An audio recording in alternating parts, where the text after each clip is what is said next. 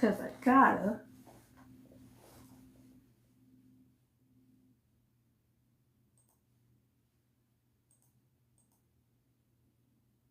Mm-hmm.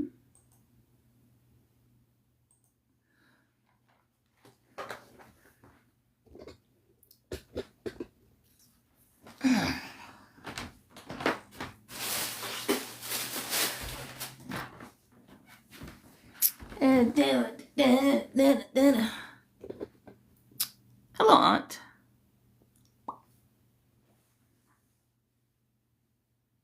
We're gonna do some 2000s, 2010s emo. I think this is 2000s emo.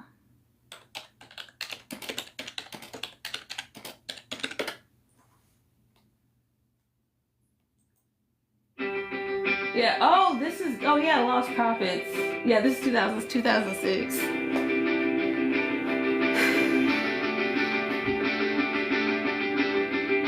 Papor.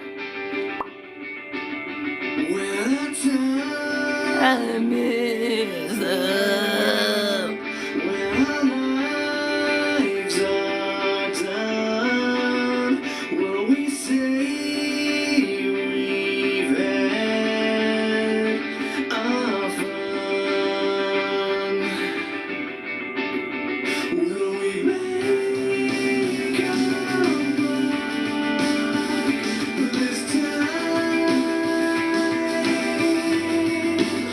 Will we always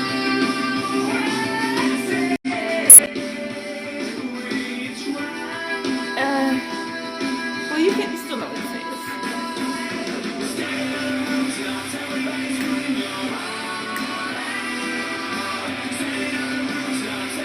Hello, God bless.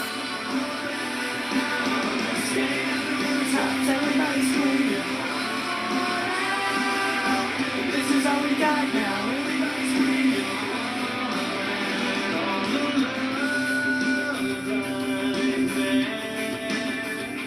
Have no regrets if it all I'm sad.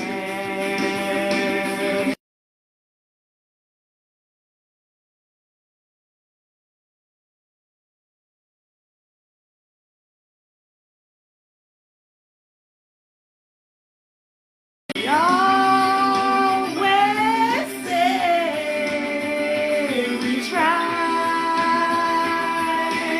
Hey, we're jamming. Heart out. Heart out.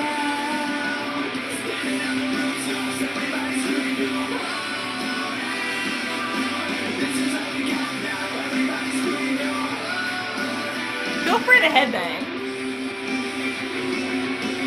Thank you for sharing.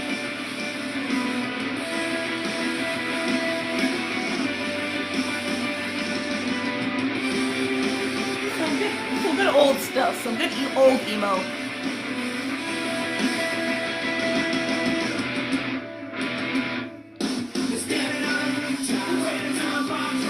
Anti-fascist and proud. Hello. Watching every sunset. Another week.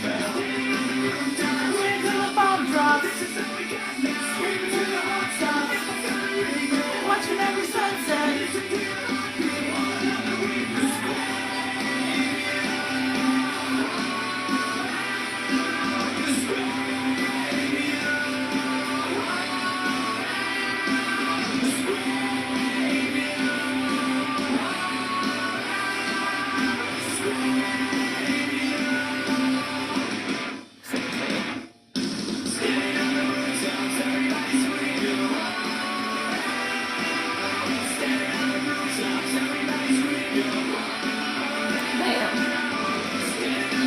That way we're all clear.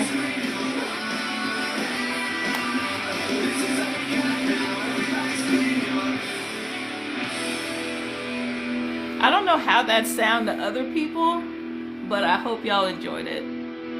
Hey y'all!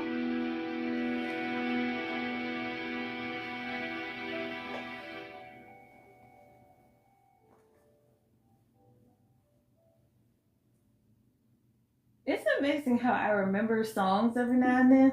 Just like remember they exist. Love it. Please do share. Guests are welcome. Right on. Um, I do welcome opposition. You want ops only? Oh yeah, we can do so. Ops are welcome, and I will kick people who say offensive things or start talking in circles. I don't do the talk in circles shit. I've been around here long enough to know that talking in circles is nothing to do with wasting your precious time. But I am careful about the ops that get allowed up because like some of them just want to scream the N-word or like make loud sounds because the average person has on their headphones when they're on TikTok live and they just want to annoy that person. Very loud, but it's good rock. So no, I mean like people who just wanna like scream into the mic or some shit, knowing that people usually have on their headphones. I'm talking about those kinds of people. Because it's not just the racist trolling like we're used to, like it historically has been. Now it's just been people like yelling or putting loud sounds into the fucking mic to like jar people who have on headphones.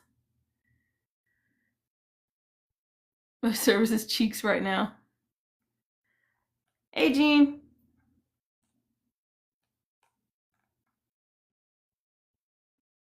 Hello, sorry. 1 second. I'm just finishing up with a customer. Oh, you're good. You guys there. You enjoy today. Oop.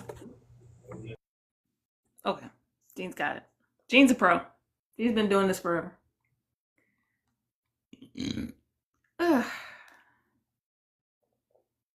Hey, Bram. Free Palestine, free Sudan, free Congo, free us all. But yeah, and thank you so much for the likes. Please do like and share the live. I'm tired of peopling too. People never fail to disappoint, so I'm a hermit. It's not even about that. It's just I am more cautious than others about who I let up in terms of opposition. Like people who let up people with blank profiles confuse me. Like, why would you do that? Just saw your message. For real. That was just such a waste of time. Hello, Sublime. And then, of course, they gave him fuel to talk about racism. So now we're not even talking about the thing that they talk about anymore. When I'm in the comments, like, I'm a black LGBTQ person, you can let me up to talk about how the intersections between LGBTQ oppression and African diaspora oppression, like, hello. But they would rather argue and go in circles.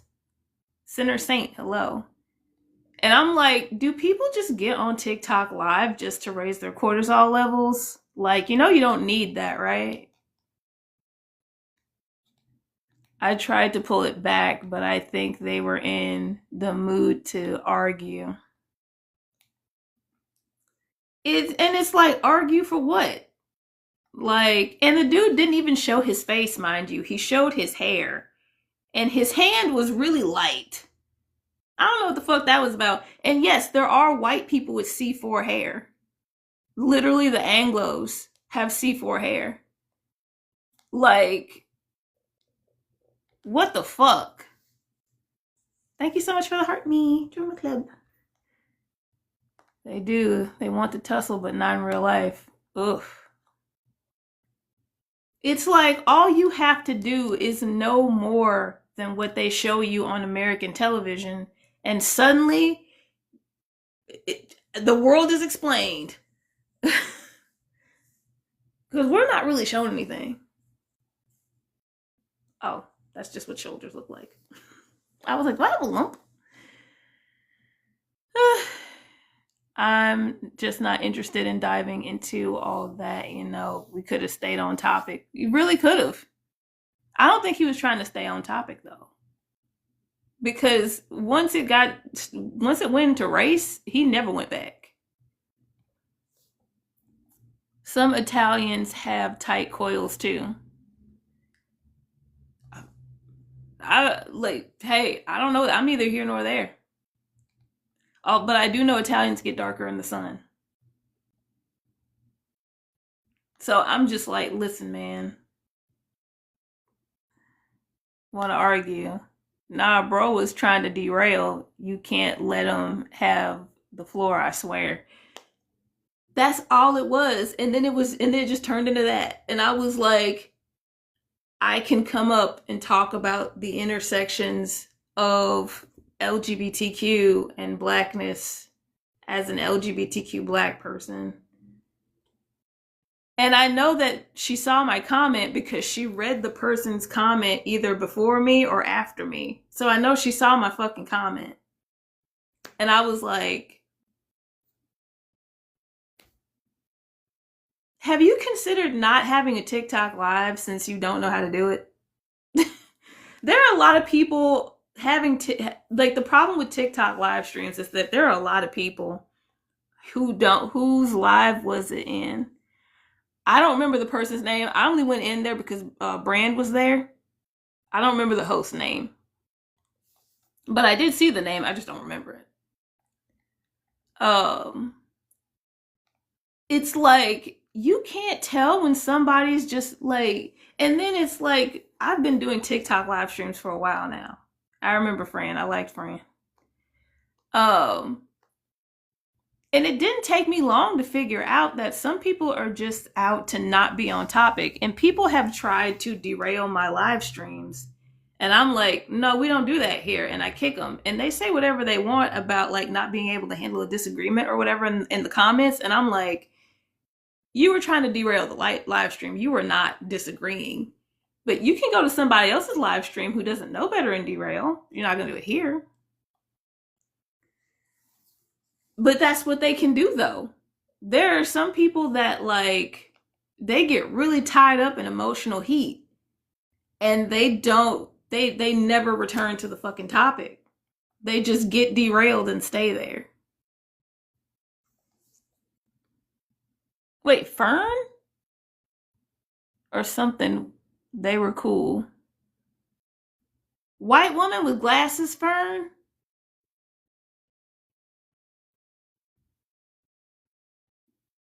And has a kid, single mom?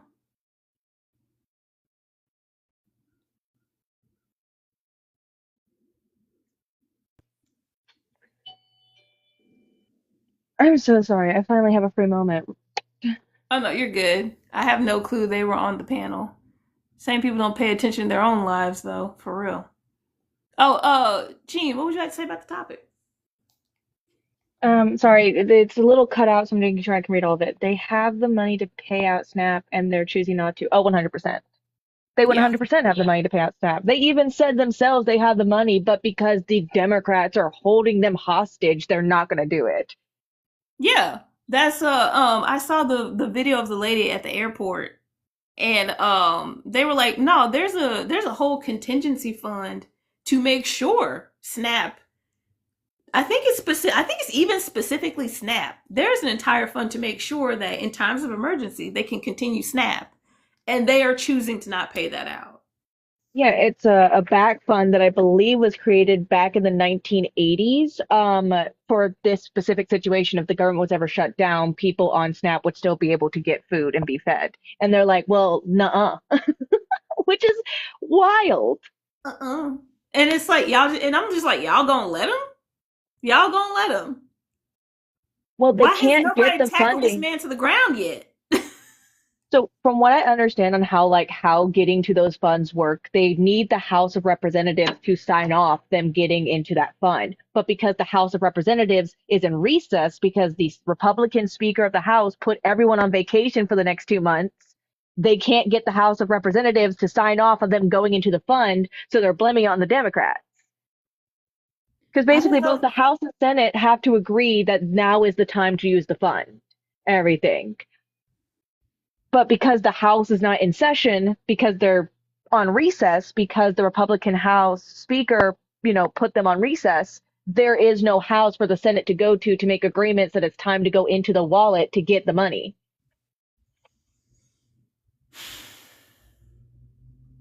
At least Why that's do the way we I have had a it government? explained. I mean, To like, watch okay, old so white men argue. That's why. Here's what's going to happen. Either they're going to sign an agreement to go into the wallet and get the money, or these motherfuckers are about to start going into Target and Walmart and sign an agreement to just take that shit off the shelves and walk out the door. And that's what's going to Oh, happen. you haven't heard what Walmart's doing preemptively because of the whole Snap thing? Oh, Walmart will that's be real? online only. I didn't know that was real. I thought that was an AI story.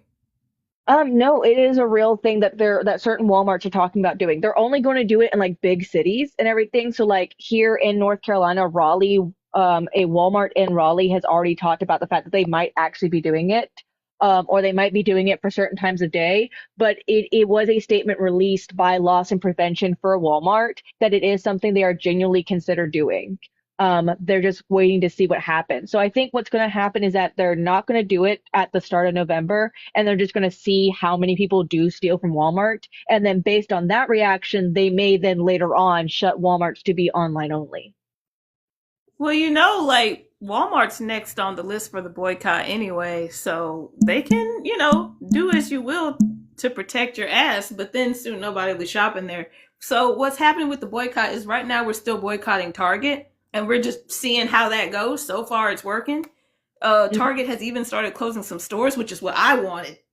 Heck Yeah, yeah. one of your comments was filtered, but your bring back duels in politics, that wasn't filtered. I Um, love that. I like I it want too. duels back. I want them publicized too. I want to watch two old white men just go fisticuffs. And they be old. Another reason why we had duels is because they weren't that old. They're too old now. The duels wouldn't even be gratifying. I think Mitch McConnell could still throw a haymaker if he really wanted to. I think Trump could still throw a haymaker if he wanted to. I don't know about Mitch McConnell. Mitch McConnell's having trouble standing. Nationalize Walmart. That's my only thing with like the Walmart boycott is that some parts of and I understand that when people talk about boycotts, they're always like if you can boycott, do boycott. I Of understand that course. Of and course. everything. Because there are some areas in like rural North Carolina and rural Florida where the only grocery store within like a reasonable mileage is Walmart. No, Everything. it's not about the people who can't. It's about the people who won't. It's never about And the people who can't. And like yes. even with those people still shopping at Target, Target is still failing because the Yeah. people who can are. That's the point. Mm. Um and trailing back to what I was saying, Walmart is next. So like I don't even know what the demands are at this point. I'm just boycotting Target just to boycott Target. I shop local, but Walmart is next. So That's Walmart good. can play around, do whatever they want to do with the online only and shit like that. And like what I want is what would be perfect is if the people leading the boycott were like, all right, y'all, we're doing Walmart on November 1st and just obliterated Walmart. Yeah, because I think that's Walmart's big. So are they doing Walmart, like just Walmart, or are they doing all companies that Walmart owns? Because Walmart is also a conglomerate that owns several other businesses. So are they doing all Walmart? Because like Sam's Club is owned by Walmart. That's like the biggest example. There's a bunch of other smaller companies that are owned by Walmart. So are they going to be doing everything or just Walmart specifically I with the don't boycott? know. We're going to figure that out. I'm gonna let the people who run the boycott figure that out. Whatever they tell us, I'll do it. Hey Dutch, I'll eat Walmart. Yummy. The Waltons. Nah, bro, Mitch would drop. That's what I'm saying. Like Mitch McConnell can't even keep his feet under him, and they're saying that he tripped. And the video that I saw, he just straight up fell. I don't know if y'all saw the video, but he fell. He did not trip. He was like this, and then he was like this, and there was nothing different. The infrastructure inside the building where he was at that time was stable. And oh, sorry about that, y'all. I gotta put my phone on. No, my phone is on Do Not Disturb. Do Not Disturb has not been working for me. I have Do Not Disturb on, and notifications still come through. Um. So I forgot what I was saying. It was about Mitch McConnell, right? Yeah. So Bernie Sanders Maybe. Like Bernie Sanders definitely still has the fire within him, whereas Mitch McConnell is very obviously deteriorating, right? Yeah, no, Mitch just failed. Yeah, he failed. Oh, that's what I was saying. So, Mitch, for those of you who don't know, for those of you who didn't see the video, Mitch McConnell failed while being asked a question about ICE. And somebody in the comments, I think it was like this had to be the first comment I saw. Somebody said ICE is a slippery subject. And I was like,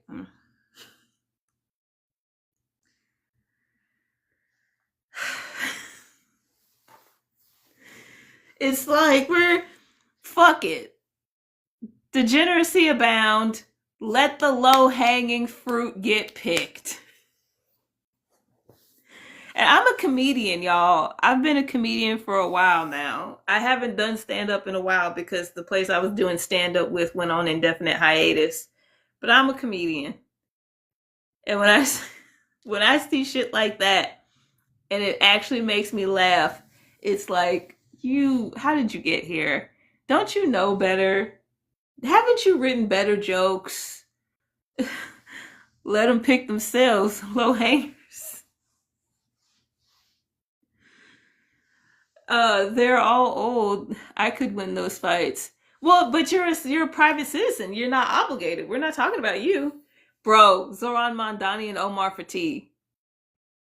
Those are the only two. Like only the people. Like only like nobody in. Okay, so some people in House. A lot of people in House actually. People in House, but nobody in Senate and Congress, and definitely not the president.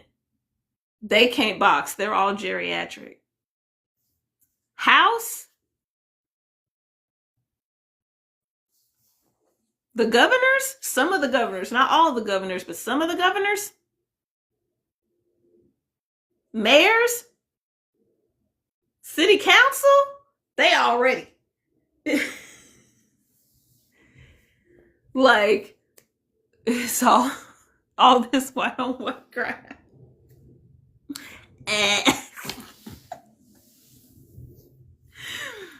We should be Sorry. able to. Oh, go ahead.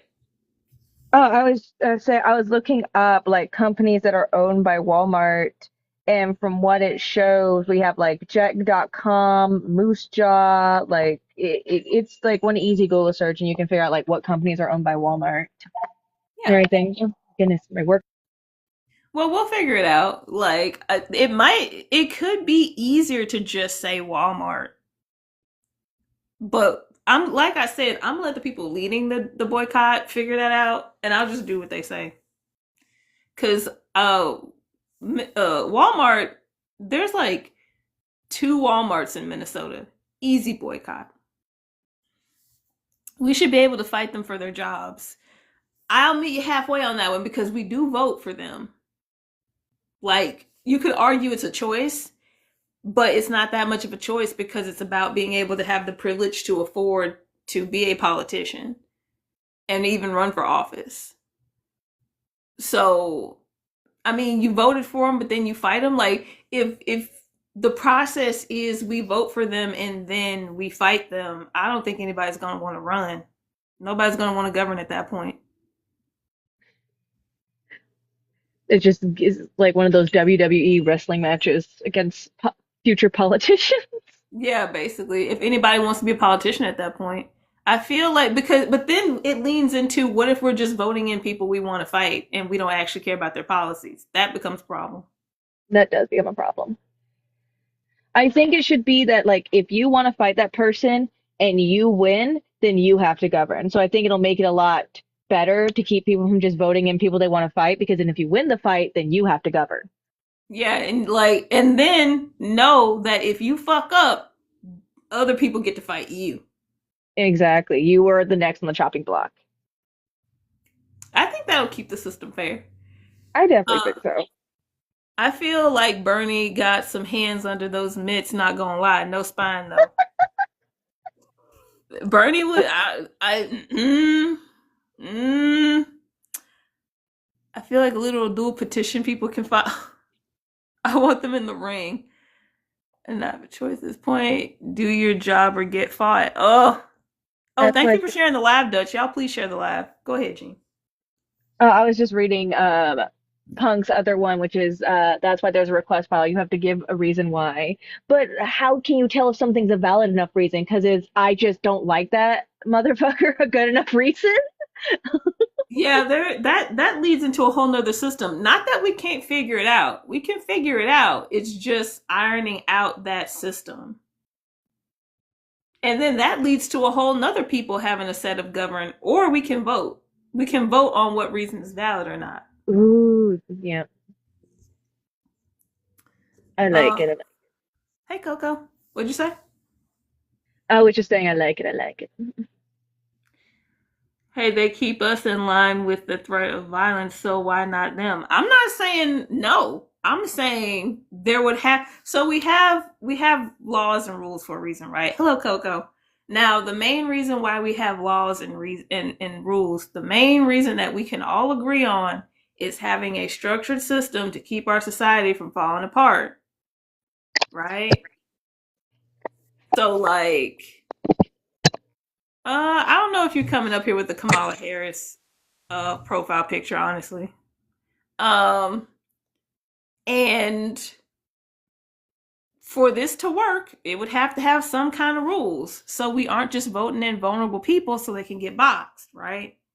And also, like, voting, I would more so go for voting on people's petitions instead of selecting a committee because a committee still governs as to why it would be a good enough reason to box. I'm not saying that you can't box. I'm just saying we got to have rules to keep us from tearing each other apart. That's what I'm saying.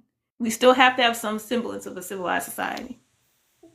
Because, like, what if you choose one particular politician to scrap with, and that politician, because they have really like shitty policies, wins because they turned out to be a lot stronger than you thought? Then we still have shitty politicians getting in and everything. So we have to, like, yeah, there has to be like a good balance.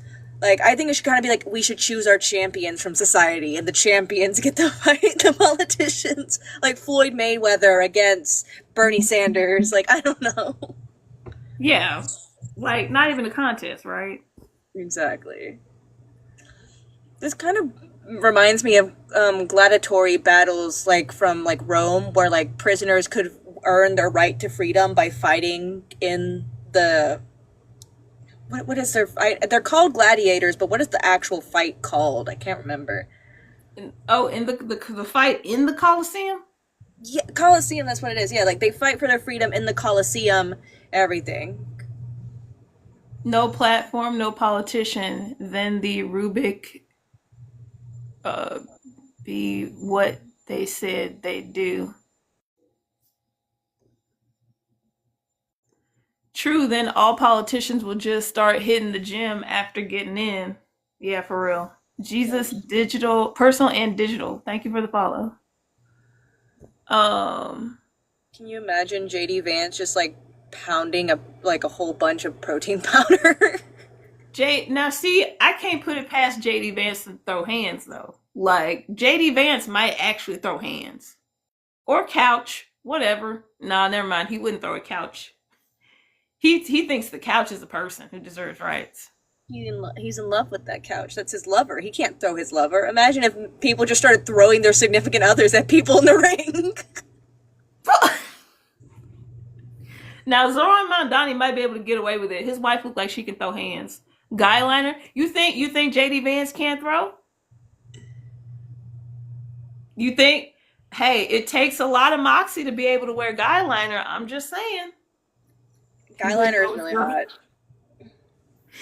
I'm like, I'm neither here nor there on men wearing makeup. All I'm saying is you have to give me some solid proof that JD Vance can't throw hands. That's all I'm saying. Pete Wants was a childhood awakening. I don't know who Pete Wants is. I don't know who that is either. I'll be honest. Oh, y'all please do share the live stream. We can get some people in here. Guest welcome. Hey Plantastic. JD Vance can chug. I'll take Pete Hegseth, you take Vance. Now that's brave. Oh my. Now we know Pete Hegseth can fight, And we know George Bush could fight at least back in the day. I don't know about George Bush now, but George Bush back when he was president, we know he could fight. He still had his reflexes. Oh yeah. Pete Hegseth, I can't put it past Pete Hegseth to fight. Fallout Boy. Oh, okay. What'd you say, Gene? Oh, Gene will be back. Plant, how you doing? Hello, Sorry, Plant. I was VOPing, so I had to turn off my mic so that way TikTok didn't hear me doing adult activities. Oh, it's okay. Do dodges the shoe like a ninja. Hey, he saw it coming from a mile away. He could predict the future on that shoe, okay? You can't tell me George Bush can't fight. Are we talking about W or are we talking about We the talking other about one? W? W, got it. I just know that there were two, and I can never tell them apart. Could not tell them apart. HW and W. HW was first and W was second. Hegseth can't fight anymore because he maybe in his Coast Guard days. Oh, I gotta see some citation needed on that one. I don't know. Once a Coast Guard, always a Coast Guard. I've met some dude who are ex-Marines or retired Marines that are in their 60s who could still box a 20-year-old because those instincts are still there. Well, all things considered, like the instincts are still there, but how much drinking has he done since then? I'm saying he can fight because he's gotten in some bar brawls. You can't tell me that. You can't tell me competent white man must lead Pete Hegseth ain't been in no brawl, dude. They have easy external vulnerabilities. Yeah, I feel like Pete Hegseth has a glass jaw. I'm not gonna hold y'all. Adult X's spicy tomato room. Now watch this try. I'm flexible and durable. I'll be fine. I'll just give him a skateboard. Pete Hegseth will tee himself.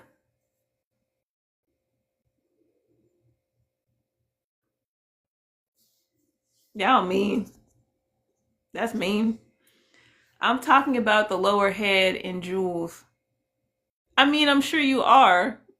And I don't know. Can you drink so much your genitals go numb? Yes, you can. That's what I thought. I wouldn't go for that. That's easy. It is called alcohol-induced erectile dysfunction, where basically you've drank so much that you have the inability to put blood flow down to the nether regions, which can cause the nerve endings to start to like die unalive off. Everything. It only happens in severe circumstances, but it can happen. Yeah, that's what I thought. That's what I thought I was remembering because I've heard about that before. I was like, no, you can drink so much you fuck up your genitals, actually. Mm-hmm. Well, drinking in general can cause ED, and being an alcoholic can cause permanent ED where you could never get it up unless without the assistance of something like Viagra, and so then you have severe ED, which can cause nether region numbness. Yeah, so it's kind of like start with seduction to catch them off. I mean, sure, right? Or you could just punch him in the jaw. Like I can tell by the way Pete Hegseth shaves, he has a glass jaw. Cause he can't feel it. Cause his sideburns be fucked up all the time. And also, well, I mean, I feel like you could just a part of me wants to say you could just push Trump over at this point. Because somebody analyzed, a medical professional analyzed Trump walking on like a plane runway and how Trump could not walk in a straight line, and he was constantly doing this, and he was like, that's signs that you've had a stroke. It's not signs that you're having a stroke, it's sign that you've had a stroke. And we know, based on what we know about Trump's drug use history, it's not, nobody would be surprised to learn if he has officially had a stroke or not. And like being able to walk in a straight line is a sign of a lot of things, don't get me wrong. But I think you could just knock Trump over. Here's my thing. I think that the presidential psychological as well as physical health should be public information. I know that technically that's a HIPAA violation, but I feel like the country deserves to know what kind of physical slash mental state the person who is running the country is in. Hey Joe.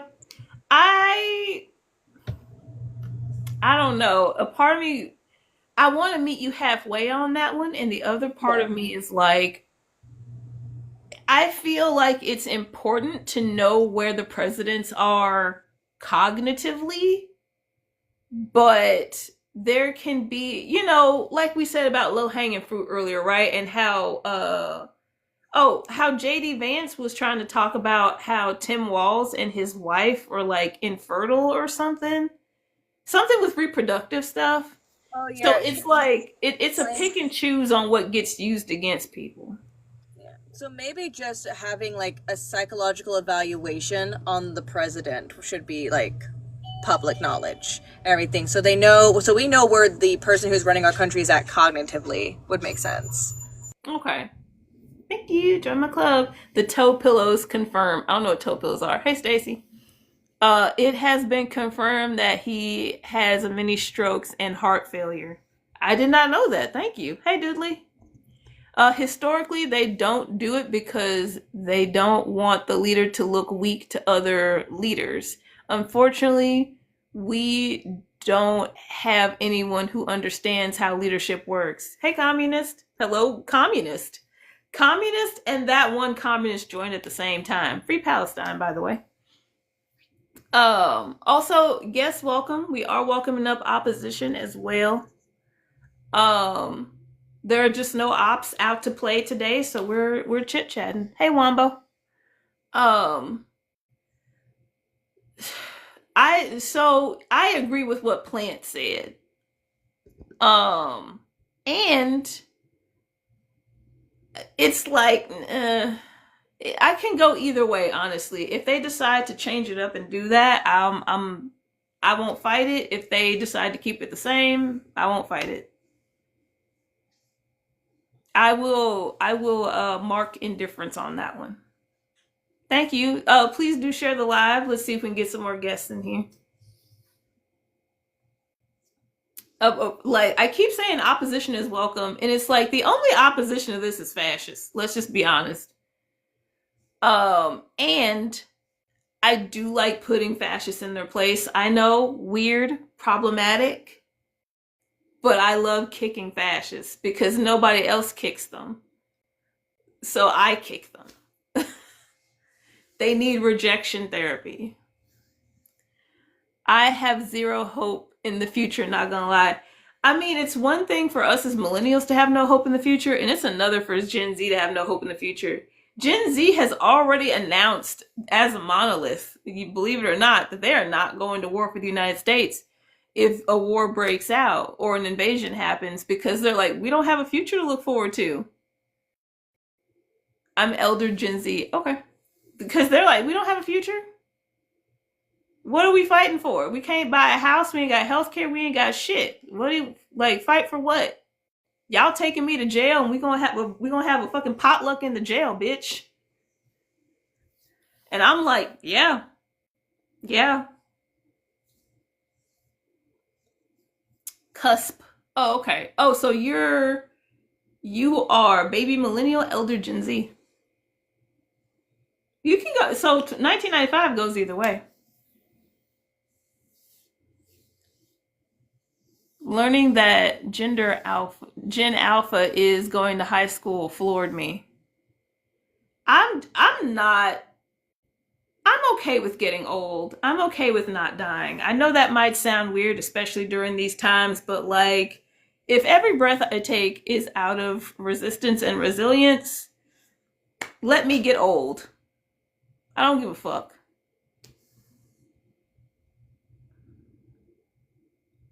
White soup? Oh, I know what you mean. Just name Gen Alpha. Yeah. So yeah, like all these younger people are like, bro, like I watched a video that so with Zoran Mondani, Andrew Cuomo and one of Sila's friends were trying to do the 9/11 Muslim racist propaganda with Zoran Mondani, and they were like, yeah, the new generation coming in to vote, they don't care about that shit. Like we have like later Gen X and millennials have deconstructed that propaganda. Nobody's falling for that shit anymore. And if you know we're not falling for it, you know the generation that we raised is not falling for it. Gen X is over that shit. Gen Alpha ain't trying to hear it. Gen Beta just started this year. Okay. Gen Beta is not going to do it either. Like, nobody wants to fight for a country that has fucking put them in these horrible situations. Gen X should be changed to Gen Beta. I'm not even going down that road. I'm confused. Go ahead. No, I was just saying, like, why I'm confused. I think my parents were Gen X, but outside of my parents, I don't know much about Gen X. And I'm an older Gen Z, so I'm 25. I was born in 2000. Mm-hmm. So I'm an older Gen Z. I'm a millennial. I was 1988. Oh, very nice. Yeah. The first computer virus that ended up killing a lot of people also came out in 1988. Fun. Yeah. So It's wait, weird. I think my bio mom might be a millennial then, because she was born in 1980. She was born 1980.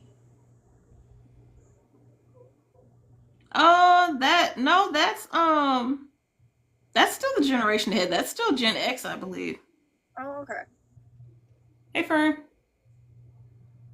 For culture to catch up with what we were calling it the 90s, 79 here, 2000 Gen Z. 2002 Gen Z. I hate that they have red pill names.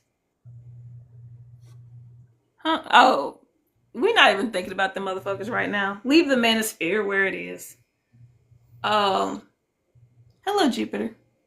I don't think that's why they're called I mean, I might be Oh no, wrong. that's not why. It's just a coincidence, but it's like I don't like to bring attention to the manosphere where it's not needed. Let's just leave that over there.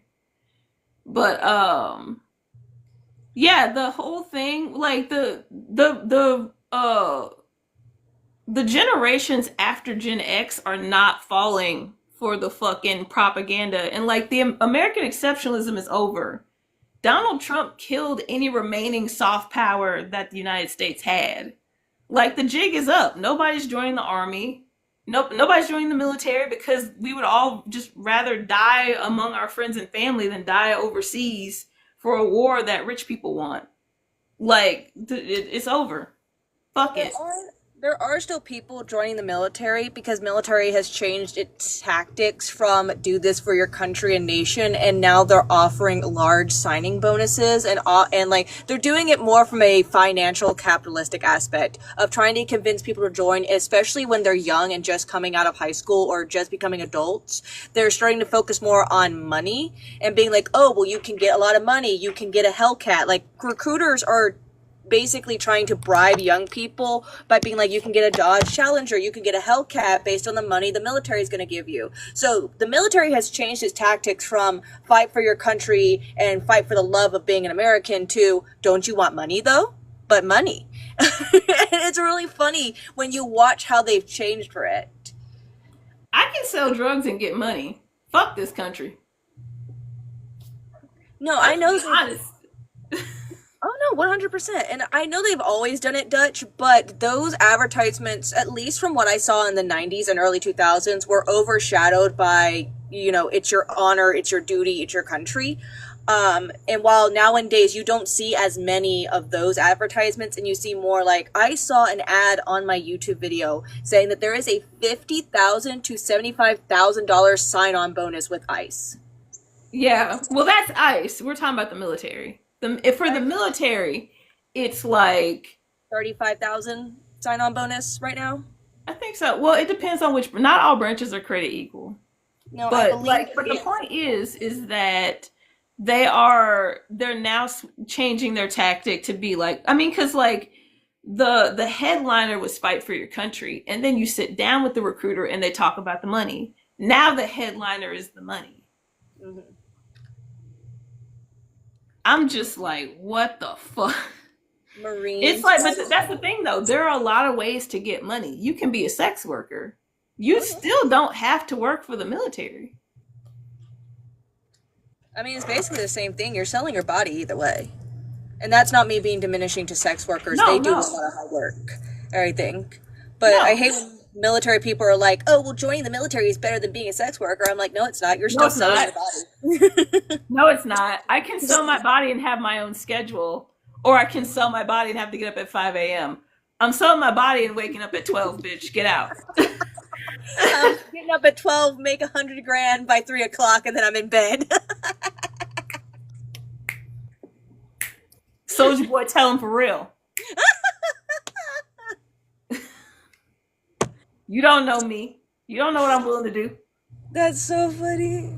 No, my fiance and I, we're getting so strapped for cash. I'm genuinely considering selling feet pics on the internet. Do it. I get scared. I get so shy. It's because I'm asexual, like as like my sexual identity. So the idea of anyone getting off to me as a person makes me very uncomfortable. But also the money would be so good. I know So I'm like somebody stuck who between. uploaded feet pics to her OnlyFans like uh 4 or 5 years ago. Still making money from that OnlyFans and hasn't uploaded anything recently. Feet pics sell. I know they do. I know they do. But the idea of someone getting gratification from me, and especially if they're faceless, makes me an asexual person very uncomfortable. But also the money. So I'm trying to figure out like which wins out, capitalism or my asexual identity. Well, your sexual identity isn't tied to them. Well, first of all, there are sex positive asexuals, first and foremost, right? Now, if you're not one of them, I'm not saying that that's on you. I'm just saying there are sex positive asexuals if we want to Oh introduce the yes. spectrum, right? And then there's also like sex work is not a part of your identity. There are plenty of lesbian sex workers that have male clients because that's the market. That's just where the money is. Like, don't get me wrong. There are women clients. It's just, it's majority men clients. So, No, that's like, I'm going to advocate for you doing whatever you got to do within your comfort. So, like, it's up to you. I'm just saying, feed pics is low risk, high reward. that's very true. I am a sex neutral asexual. Okay.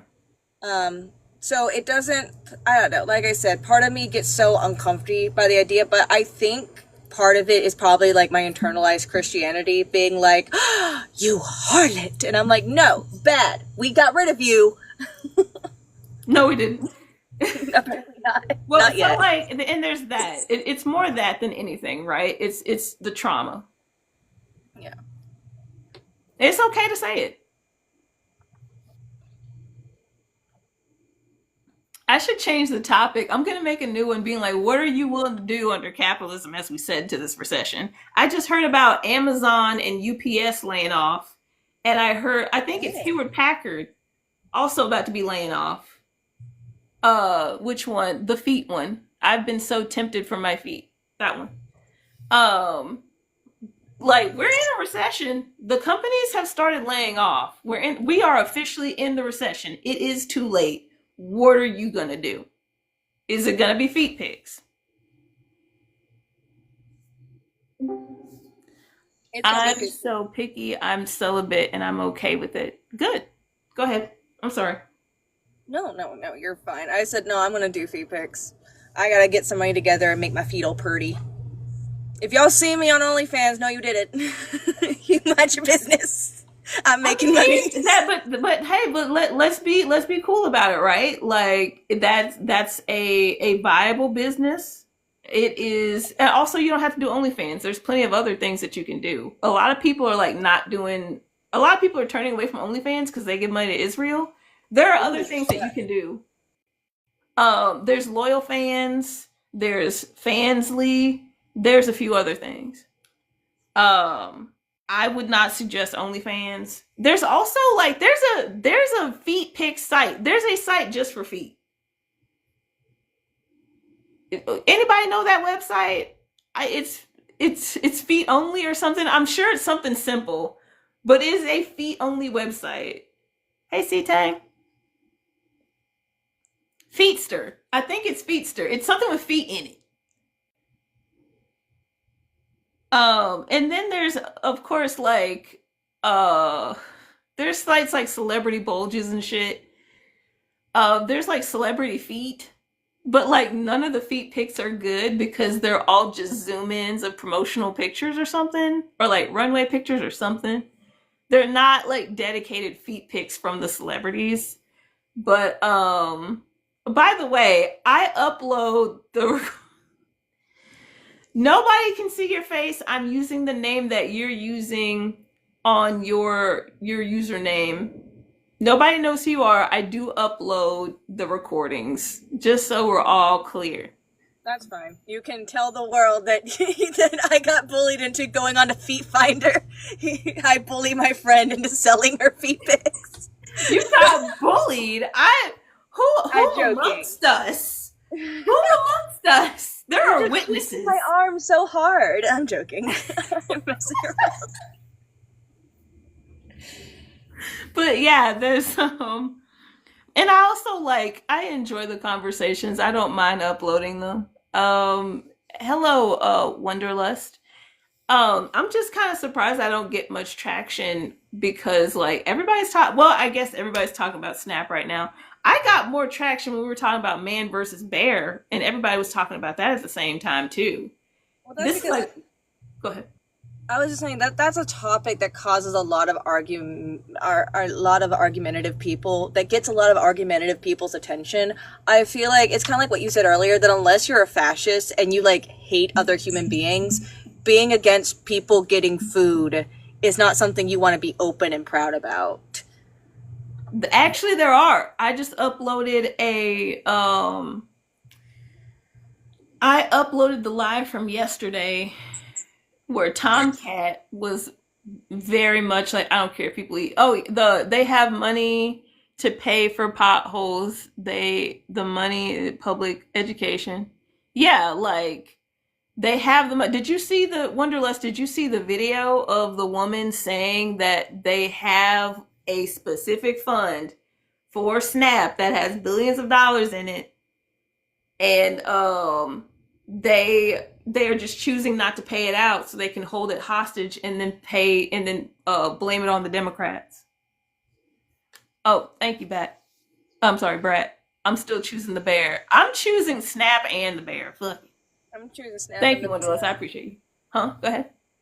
I don't know. I was just repeating what you said. I'm choosing Snap and the bear. Also, I'm surprised that Tomcat said that. I've spoken to him on other panels, and I'll admit I was a bit taken aback. My goodness. Yeah, and there was somebody the day before Tomcat, and I did upload the live stream, but I put it on unlisted because I think that this dude's trying to be the next Charlie Kirk, and he's just looking for sound bites. He straight up said, he was like saying, I only care about children eating, and I was like, well, he kept saying children, and I was like, the elderly are also on Snap. And he said, I don't care about old people. And I was like, what the fuck, dude? And I have that. I did upload it. But in the meantime, we're going to welcome Wonder. Hello, Wonderlust. How are you? Hey, how are you? I'm doing quite well. What would you like to say about the topic? So, Snap is an interesting topic for me because I feel like us as American people have the power to help one another without the government. So the destroying of Snap, or the taking it away, is, I guess it's kind of showing, I would hope it's showing people that the government doesn't actually care. And so the benefits aren't really benefits, in my opinion. Section 8 isn't really a benefit because it's keeping people down and continuously keeping people down. You just give people enough money to stay where they are and not continue to be better. So I'm not necessarily for SNAP, but I understand that for certain demographics, as far as and I'm saying demographics as far as folks who are veterans, folks who are that have no choice, that are disabled, folks that can't work, folks who are retired that only have to, they can't do certain things in order to get the benefits that they've worked all their lives for. I think that's fucked up, and there should be some sort of a difference in benefit for those folks. It shouldn't be all under one umbrella of SNAP benefits. I understand, like my mom had SNAP. She still does, and we're not even in her house anymore. So I see that it's misused a lot, not just anecdotally, but across our nation. We can't, for me, I can't be dishonest and say that that's not true, because I've seen it. But that shouldn't make or break it for the folks who actually do need it because they have no choice. So the SNAP, in my opinion, is again just something that has been placed for people to latch onto, and so it's a hard conversation, because some people have to latch onto it, some people don't have to latch onto it. But where is that line drawn there? Okay, so I'll break that down. As somebody who's also on SNAP, so SNAP is not. We have somebody else's person. Imperial Federation. You're gonna sit in the waiting room, because I don't like having too many people up at once. I like to do one person at a time. And also, this is not a 2v1 or anything else. Like, Jean has been so lovely to keep me company and whatnot. And also, Jean is at work, so we're gonna talk. But you are on deck. I do see you. So when it comes to things like SNAP and Section 8 and other things, like, some of these programs are placeholders for people to be able to do better later on. Like, you need it now. Like, if you end up being on SNAP or whatever other welfare, like, your whole life or most of your life, those are the circumstances. But for some people, they do, their life does get better, and then they don't need SNAP later on in life. No, don't talk to Imperial Federation. He has real weird views. Can you give me an example? And most Americans live paycheck to paycheck. We are at 70% now. 70% of Americans live paycheck to paycheck.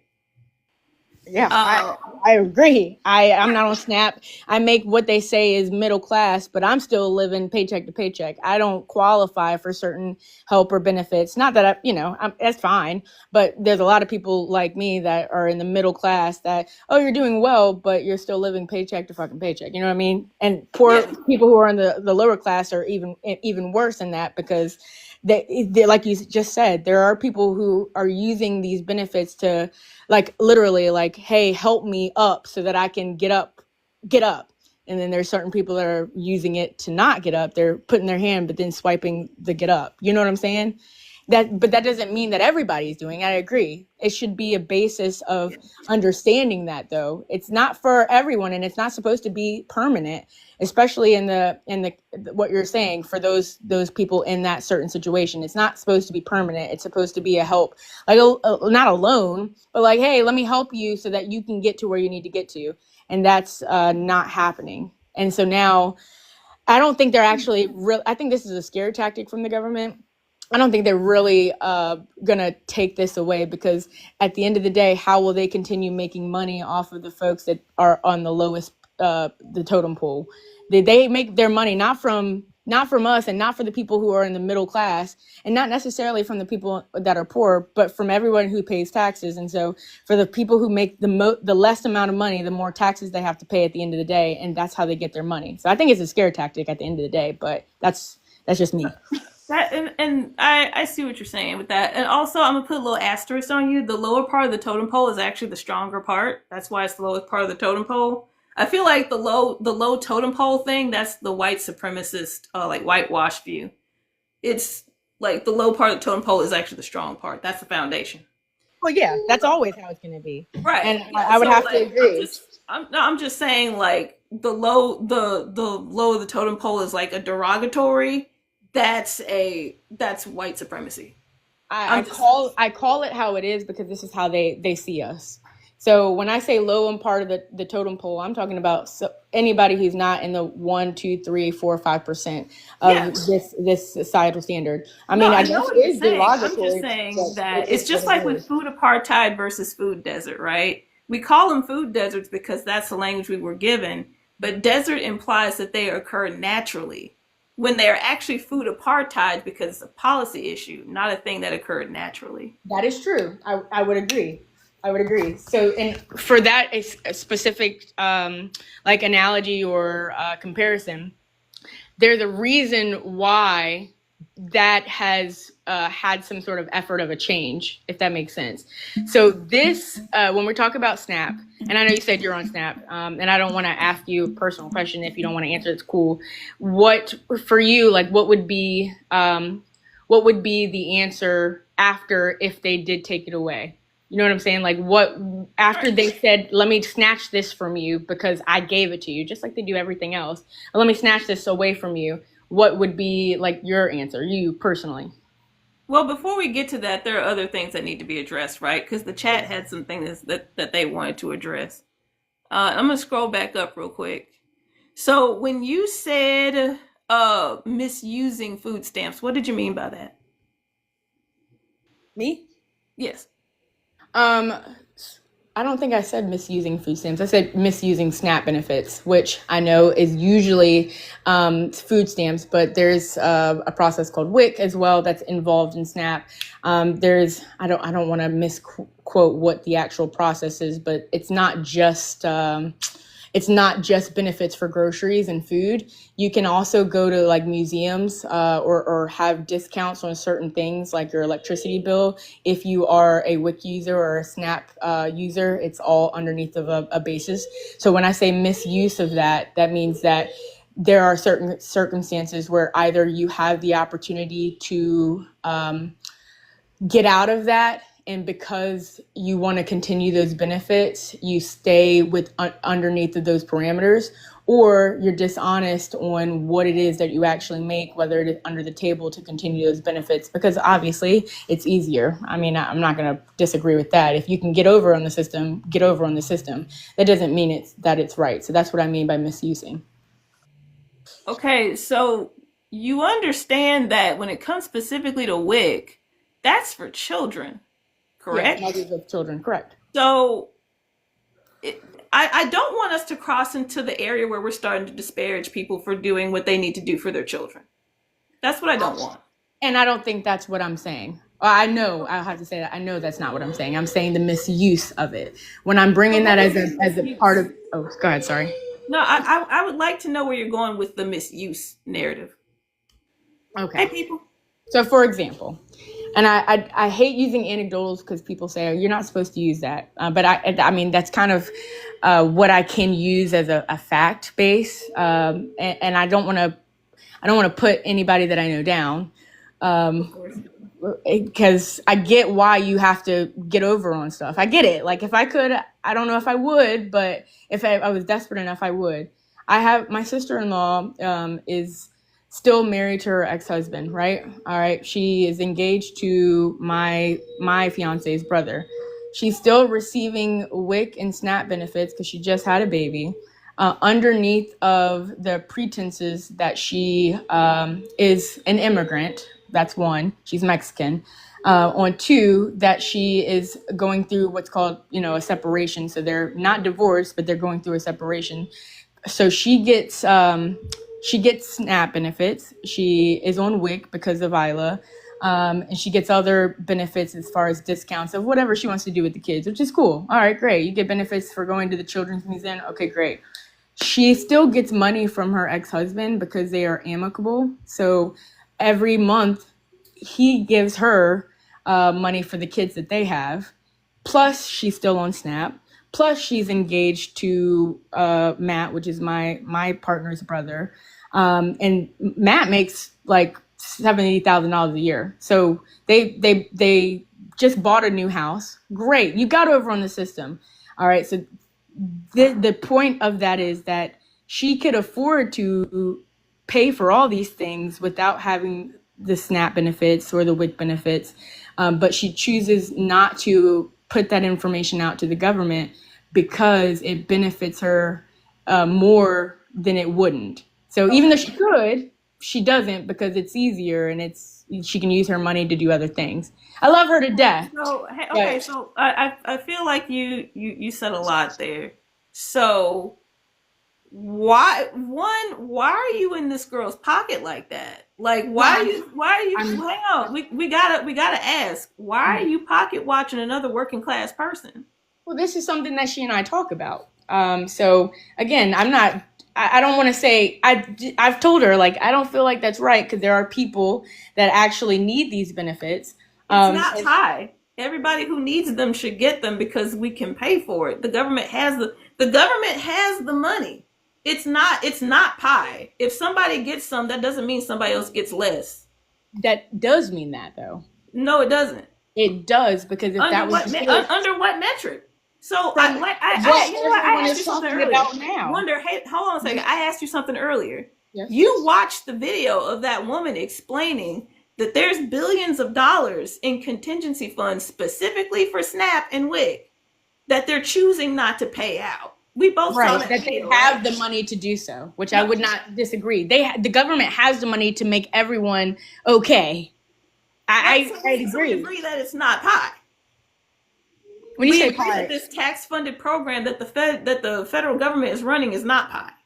So that's why, again, going into the misuse of it, in my opinion, because that's what you had asked me, is based on what is a misuse. Not that it's that the government has the money to do that, because we know that. The misuse is the understanding that people actually need it and some people don't actually need it. So I know you just said that because the government has the money, that doesn't mean, like, people who are misusing, in my opinion, aren't actually misusing it because the government has the money. I do understand that, but if that was the actual case and the government didn't have the power to make the change that we're going through now, then it wouldn't even be a conversation, if that makes sense. If we already know that, okay, great. Now they're taking that away. Okay, so all right, they have the money to do it. And we know that doesn't change that it's being taken away. And it does not change that people who absolutely need it are not going to be okay with the people who are misusing it that are going to be okay. As somebody on Snap, I don't give a fuck. Like, and this is anecdotal. This is just me. But like, Queen, get your money. Shout out to your new sister-in-law. She's going to be okay, which is great. She's going to be good. But some people are not going to be. Hey, ma'am, I'm going to need you to pause. Okay? I'm going to need you to pause. Her getting her bag has nothing to do with my $300. Like, Queen, go off. Take care of yourself. Take care of your kids. I'm not gonna be, I refuse to be mad at another working class / poor person or whatever status she identifies as for doing what they gotta do, knowing Jeff Bezos, Mark Zuckerberg, the CEO of Spotify, and all these other motherfuckers ain't even paying their fair share. I don't want you to I'm not mad about the person who uses the same roads that I use while motherfuckers out here in private jets and shit. That's not what I'm saying. I'm not upset with her for getting over on the system because good for her. What I'm saying is there are people who aren't going to be able to be okay the way that she is. So misusing the system in that way is my thought is empathetic to the people who are not going to be okay. Not that she doesn't care. I mean, we've talked about it. We've gone to homeless shelters together and like try to give back to the community. She's not a bad person. That's not what I'm saying. I'm saying the situation that is anecdotal in that is a comparison of where people are when the government is snatching this benefit away. Do you not understand that part? And what I'm saying is, and I understand that you're not saying she's a bad person. I'm not saying that you're saying that. What I'm saying is, that doesn't affect me because okay, I tell you what, explain to me like I'm 7 why we pay taxes. Go ahead. Because the government cares about you, and you're supposed to help the government in order to be free in America, and that's why you pay taxes, because they care so much that you're going to get that back at the beginning of the year, which is bullshit, by the way. But that's as a 7-year-old. You're supposed to do it because the government says you're supposed to. Okay, so we pay taxes for infrastructure, and I'll remind you that children are smart. They are very smart. You can tell a child you pay taxes for infrastructure. You pay taxes for the schools. You pay taxes for the roads. You pay, like people said, you pay taxes go towards a better society. This is the point of living in a society. So, do you believe that? I'll continue talking. Okay, go ahead. Sorry. So, when we talk about how 1% of our population is hoarding the resources and not paying their fair share in taxes, that's where we have a problem. We don't even have to get into people like, I know, right? And M, I do see you. Hang on a second. Where did M go? Y'all get M back in here. And Gene, I'm gonna let you go in just a second. If we understand that, like, fuck all of us 99%ers, right? If we understand that 1% is hoarding the resources, why not actually go after the people hoarding the resources that have yachts and private jets and shit, instead of worrying about people that might be getting over on the system?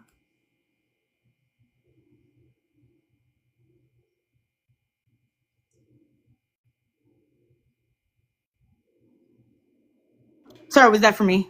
Yeah. There is no reason that we shouldn't go against the people who are the 1% owning the yachts and the corporations. I don't think I ever said that we shouldn't. But you didn't bring it up, though. You're talking about homegirl with the kids, but you're not talking about Jeff Bezos and Mark Zuckerberg. Because the question says they have the money to pay out SNAP and they're choosing not to. I'm talking about how they're choosing not to, and then also how there is a misuse on that. And then I also said that I think that it is a conspiracy and that the government is using this as a scare tactic. I know we talked about all this, and I know you didn't forget, because we're also still having a great conversation. Moving to that part, the issue, there's not really an issue. It's about how to do that. Because the taxes that you were just talking about that we pay for infrastructure, I agree with. And you could tell a child that and they understand that, depending on, what type of child you're talking to. The actual truth on that is the 1% that you're talking about is also choosing where the distribution of the taxes that we pay are going. So it could be going to anywhere, which, okay, there's one side that's, okay, I don't care where it goes, as long as it's helping. My next question to that would be how and where and what is it helping? Or you could say that, well, I don't know that either. So, in my opinion, I would like to know where, what, and why, and how it's being distributed. It's still the same thing that you're talking about, but there is a line that forks in the road of what it means when you say paying taxes. And so, two different conversations, but they are intertwined, I would say. I'm not saying that I'm not saying I'm against people who go against the system. Like I said before, I'm saying that the folks who are going to be okay, if they're overcoming the system, there are people like we just talked about at the very beginning that are not going to be okay. Yes, we can argue that we're not all okay. I said that too. I'm middle class. I don't have those benefits. I'm not okay. I'm living paycheck to paycheck. That doesn't diminish that I guess I will use the word morality of folks who do misuse the system. Even though we say the government has it, I'm sure they do, but they are not distributing it the way that it should be amongst all Americans, because all Americans are struggling. Right. Gene had hang on, people. Gene had their hand up. And Gene, I do acknowledge that Gene is at work. Oh, Gene, go ahead while you have time. No, I just wanted to take a moment. So I was actually looking into because I've been hearing the same arguments of like people misusing SNAP, or how much of our taxes go to SNAP. So I decided to do some light Googling to get some facts on the situation. So according to the U.S. Government Accountability Office, as of 2024, 11.7% of SNAP benefits were improperly used. And what that is referring to people either selling their SNAP benefits for cash or retail chains taking the money improperly, therefore charging more than they should be for certain SNAP benefits.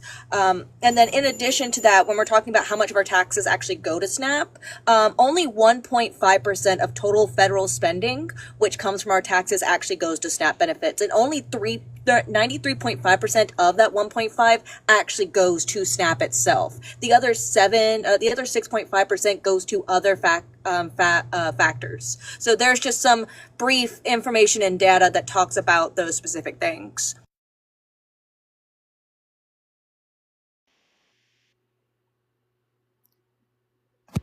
Would you mind me asking, Oh shit, I was muted. Hang on a second. People, I want people to go ahead because people's been waiting patiently.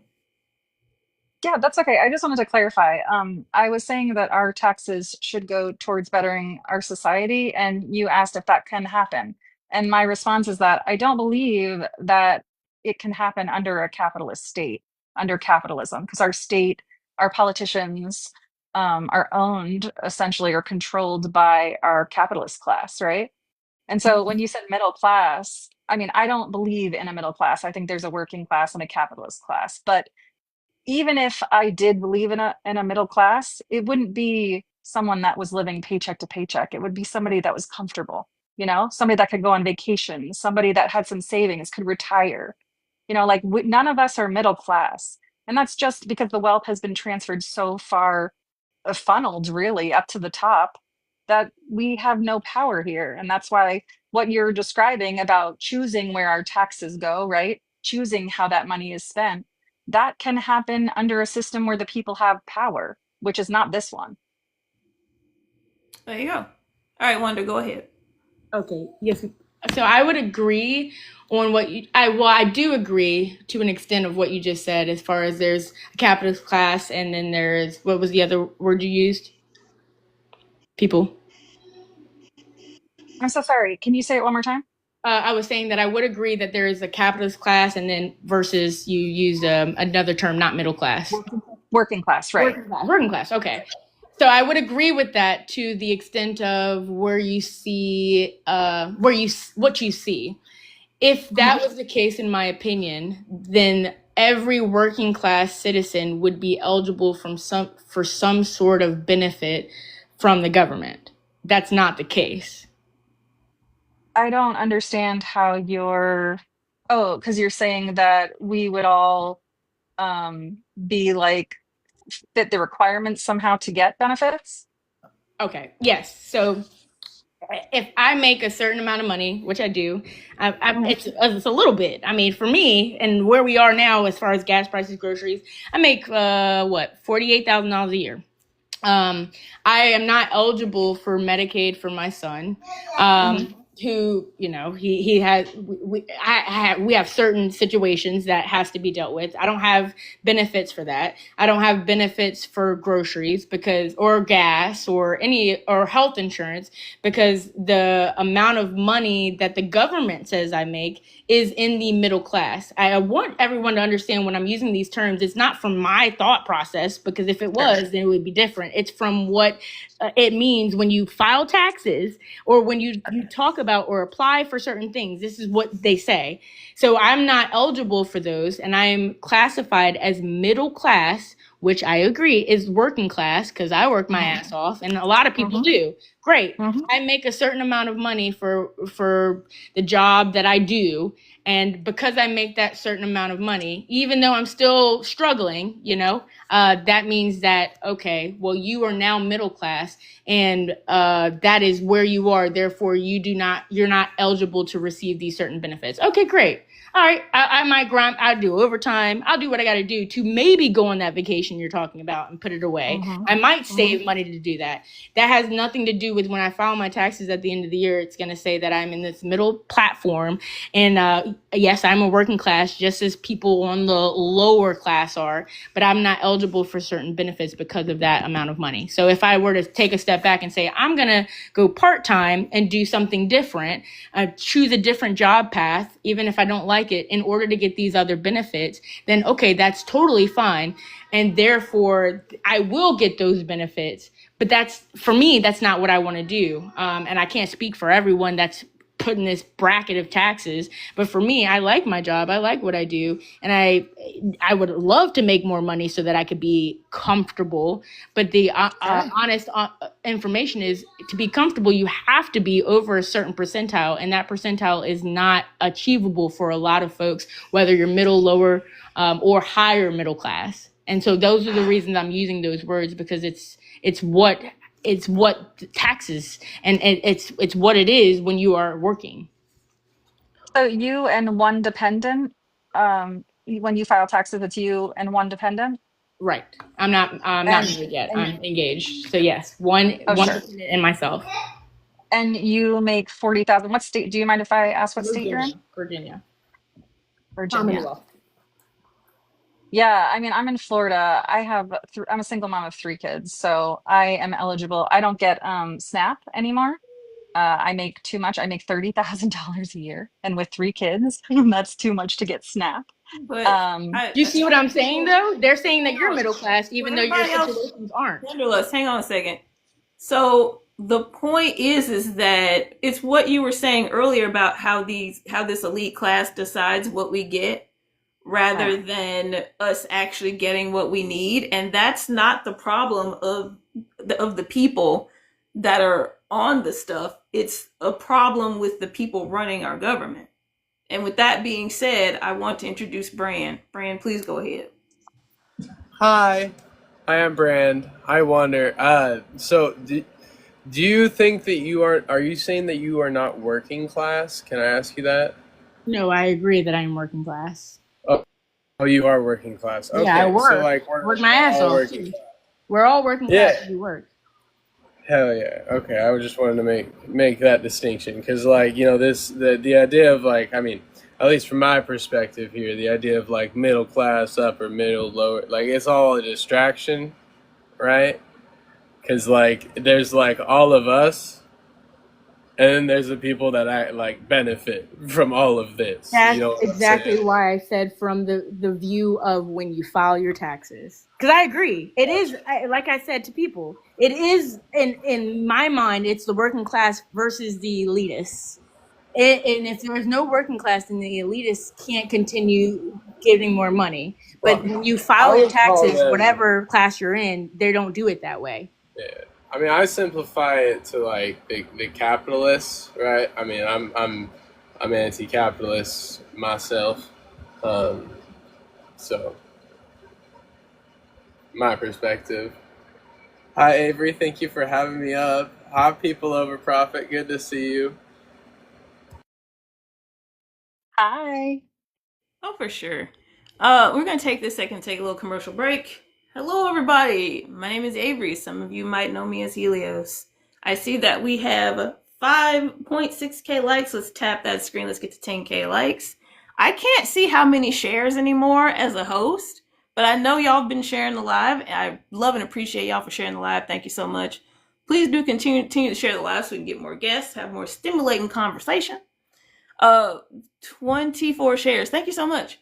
Let's get that to 50 shares. And the way you can get that to 50 shares quicker is that if you press and hold on the box that I'm in, hello, you can individually share to persons that might be interested in coming on in. Hello, Eggy Enby. Eggy Enby, I like that. Hello, Rouge Dragon. Hello.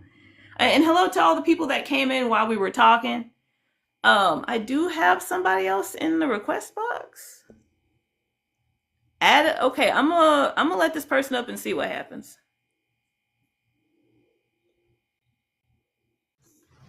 Hello, Adam. It's Adama, but hello.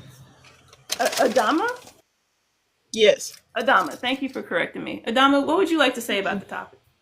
Hi, Adana. Um, Yeah, it's me. Hello. Hey, Um, Polly.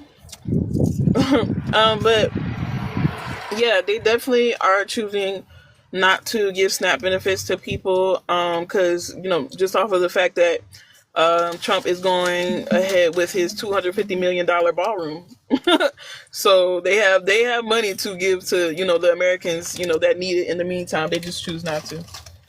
And that money, you can't, and they can't do anything else with that money, by the way. That money is specifically set aside for SNAP. Just so we're all clear. Uh, Yes. oh, go ahead. Go ahead. No, I was just agreeing with you. I definitely would like to get in contact with you though about my organization. I would think you'd be a great part of it. Oh, okay, cool. Disconnect. I got, hey, sir. There are people like coming and going right now. CERN, if you want to come up, you're welcome to. Also the 40 billion that went to Argentina, of course. Um, but yeah, hey, CERN, now's the party.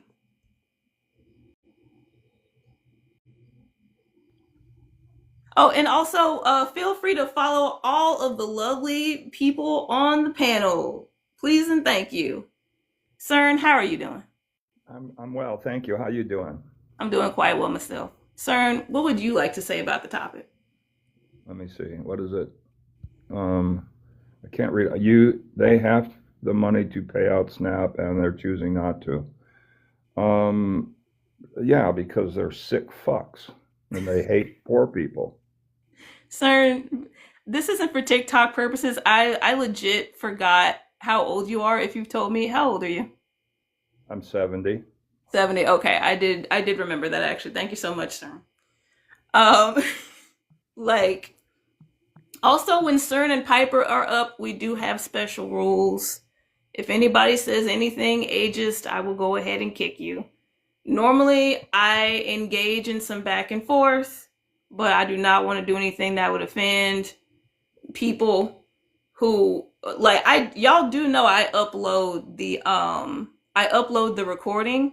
So if people choose to listen to that in the recording, I do put a warning so people know that that content is in there. But in live, as it's happening, as soon as you become ageist, your ass is getting the boot. Um, Not that I disagree with you, and that's your live. Of course, you do whatever you want, but I don't get offended because I have to give a shit to be offended, and I don't. fair I enough. mean, if you're not on the right side of just all of this, I don't care. If you're not for marginalized people, if if you're like if you're a fascist, if whatever, it's like your opinion is just null. It's like, okay, go learn something, go away, go learn something, and then come back and talk. Fair enough. Fair enough. All right, y'all.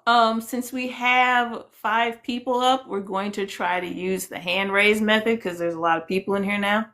Hello, Nova, and hello to other people that have come in that I did not say hello to individually because we were talking. Oh, somebody disconnected. Who left? Bruh, you didn't have to leave, bruh. Um. Oh, what's going on in the comments? Hey, Eggy, thank you for sticking around. Um. So yeah, I would like for us to like come back to the topic now that we have a new person in here. Um what can oh go ahead, Wonder. Sorry, I'm gonna drop here soon, only because I'm cooking. Because this is a good conversation, and I'm talking in the comments. I have so much respect for the you as well and the folks in the comments because it's a genuine concern. I want to be very honest when I say that I don't care what people say, but I want you to understand that it's not malicious. I have an individual thought process of what I think, and it's not to exclude any other thought process of anything. I like to hear other perspectives. So I appreciate you and I's conversation and what I'm having in the comments. I just would like to just say that I think that there's a misunderstanding of how I feel about the government in this particular prompt, and that's okay. Like, I'm not gonna try to prove myself for someone to say, hey, I understand what you're saying. That's not what I am, and that's not who I am, because I don't care. But I do care to have a conversation with people who may have opposing views to get to a common ground. And I think we've agreed on a lot of things so far. And I don't think that I know I have found that it's positive, but I don't know or think that you guys understand it to the point of where we actually really do agree to the bottom bone of the situation. It's a beautiful conversation because it's so ugly. And it's ugly because it's so true of what we're going through right now. And the truth is oftentimes very ugly, but it's only because people see it that way. The truth is very beautiful, and it kind of just goes roundabout what I just said. So whatever you guys are saying in the comments, I appreciate what you're saying, and whatever you're trying, I feel like it may be a little, you're trying to be a little whatever. It's fine, because I do understand what you're saying, but I want you to know I'm not against anybody. I am for some sort of unification in this situation that all of us are dealing with, because I do agree it is against the elitists, and that is what needs to be actually talked about when we talk about this. So that's all I was going to say. Can I clarify something with you? Well, hang on, because I want to say something real quick before this person has to drop.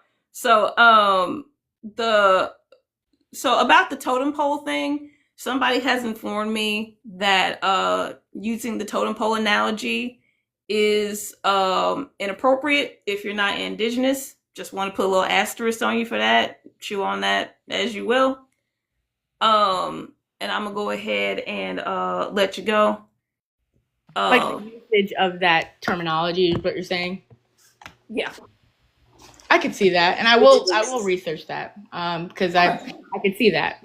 Maybe there's another way to explain that without being derogatory to an actual situation where it did involve a totem pole, because I think that people do use that often, but not know where the origination of the word came from, just like a lot of other words we talk about. Yeah, a lot of other words, yeah. So are you going to stay in the comments, or are you like leaving the live altogether? Oh, no, I'm not leaving the live altogether. I mean, I could stay for a little while. It's almost time for dinner. And so I can stay for a little while, but I don't really have a timer. I'm just kind of swishing around the noodles. Do you mind if I ask you a quick question before you go? Sure. Is that okay? I just wanted to clarify what you mean about, you said holding each other accountable for not being deceptive, like the government is important to you. Yes. So can you talk about that some more? Yes. And this is really how I feel, as hard as it is for me in my everyday life. I never want to match energy. Obviously, I do sometimes, right? Like, I'm human. I never want to match negative with negative, because I know that it does not fruit anything but negative. So turning the other cheek, someone said, is not matching anything. That is just turning a blind eye to what you see and acting like you don't see it. I don't believe in that either. I believe in finding and using critical thinking to figure out what you can do in a positive way to destroy what is negative. And when I say the government, and how, if the government does it, so should we. I, in my heart of hearts, feel like that is just, it's a giving of who you are to something that you hate. And I don't want to ever become something that I hate. So holding someone accountable of something doesn't mean judging. It doesn't mean enabling either. It means supporting a situation or someone or something to the best version of what it could be. And that's what I believe accountability is.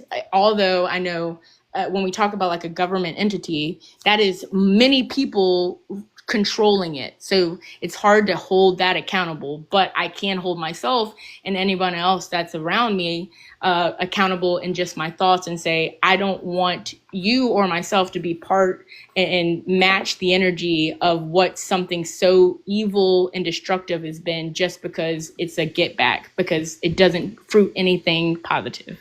That's what I Is meant. that what you think is happening though? Like I that do. we're trying I to do. deceive the government because the government deceives us? Is that Yes. like, Yes, I do. oh, I don't think that's what's No, happening at all. I think people I are don't think owed everyone. more than we I get. don't think everyone. That was directly towards a comment that was made. But I will Okay. say that I do think that that is happening more often than not. I have to be honest on that.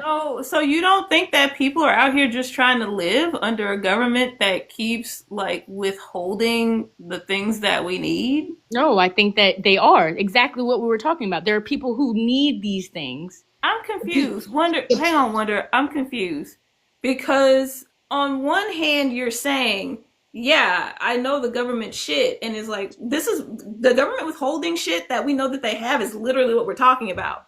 And on the other hand, you're saying that it's wrong and even a moral failure to try to get what we can get when we know that the government is withholding things. Where are you with this? I'm hearing two things. And I said two things. I think you're hearing me right. Okay. All right. Well, you know what? Dutch has actually been waiting for a while, people. I'm gonna let Dutch go ahead. And Yeah, CERN, sure. you can go right on. And CERN, you can go after Dutch. Thank you. Hey, Avery, how are you doing, by the way? Doing great. How Uh, about you? doing all right. Yeah, I want to. So, Wanda, what I'm hearing, and I hear it a lot. It's not like I'm not trying to take a jab at you at all. It's why you're kind of having this resistance from others here, is because whether it's a knowing or unknowing, you are taking jabs at people that are less fortunate right now, and it's a common thing that happens under capitalism. Is that we build up to a point and then we end up punching down instead of punching up. We know the problem is above us, but we punch below. Like we're seeing, let me make this very clear. There is not a single person that is on government aid that is getting over on the government at all. Period. They're not. There's a majority of people that are stuck on them because social programs under capitalism make people dependent on the state. They're not about being helping hands up.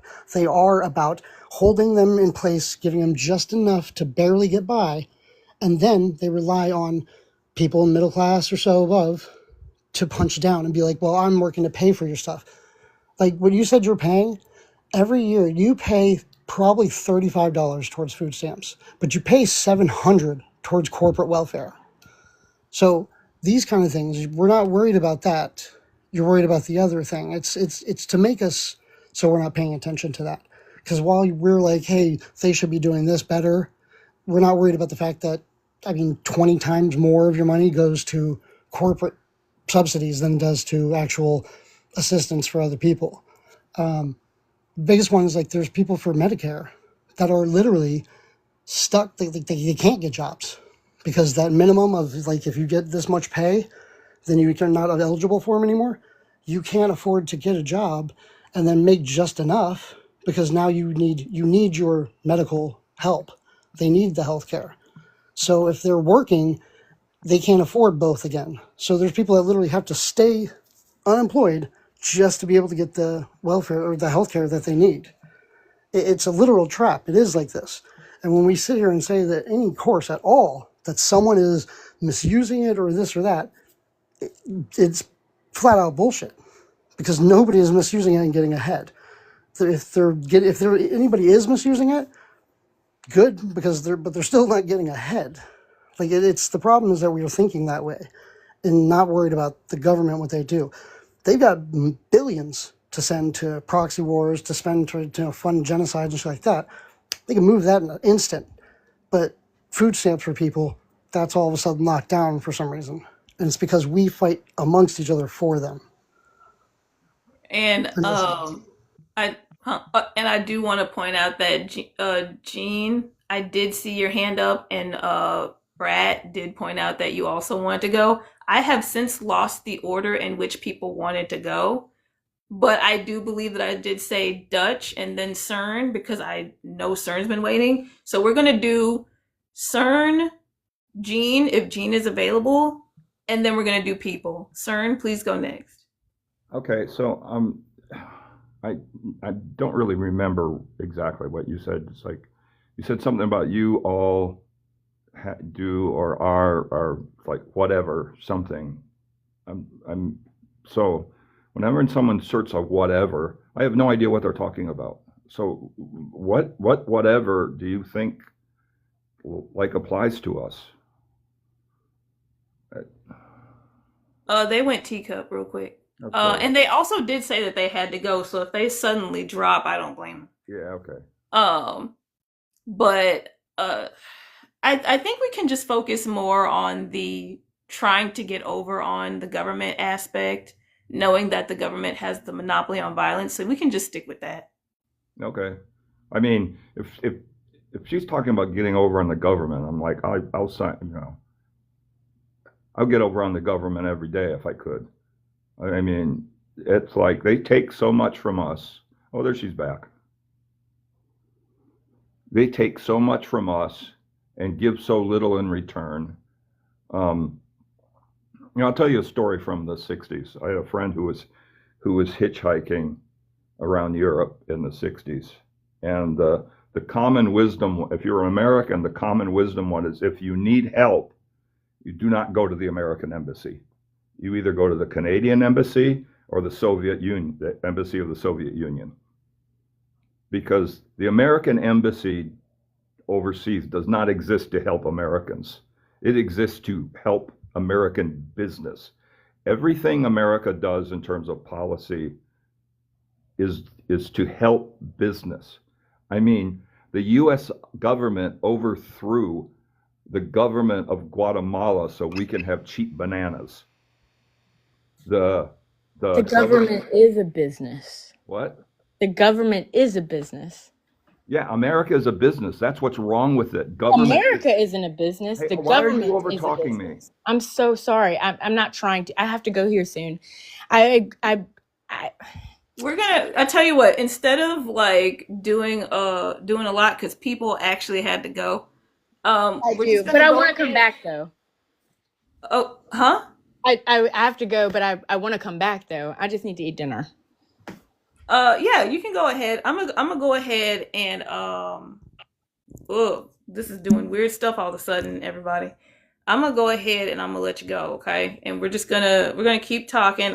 I'm thinking that you'll still be here, and at the same time, you should definitely go enjoy dinner with your children, with your family. But we're gonna keep going. I'm gonna go ahead and I'm gonna DC you, and we'll catch you on the flip. All right. Gene, people, I'm sorry y'all did not get to go. But y'all can, if you come back, you can still say what you wanted to say.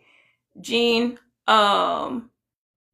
you can still say what you were gonna say, but also I feel like we were starting to talk in circles, and I let that go for a while because there were more people here.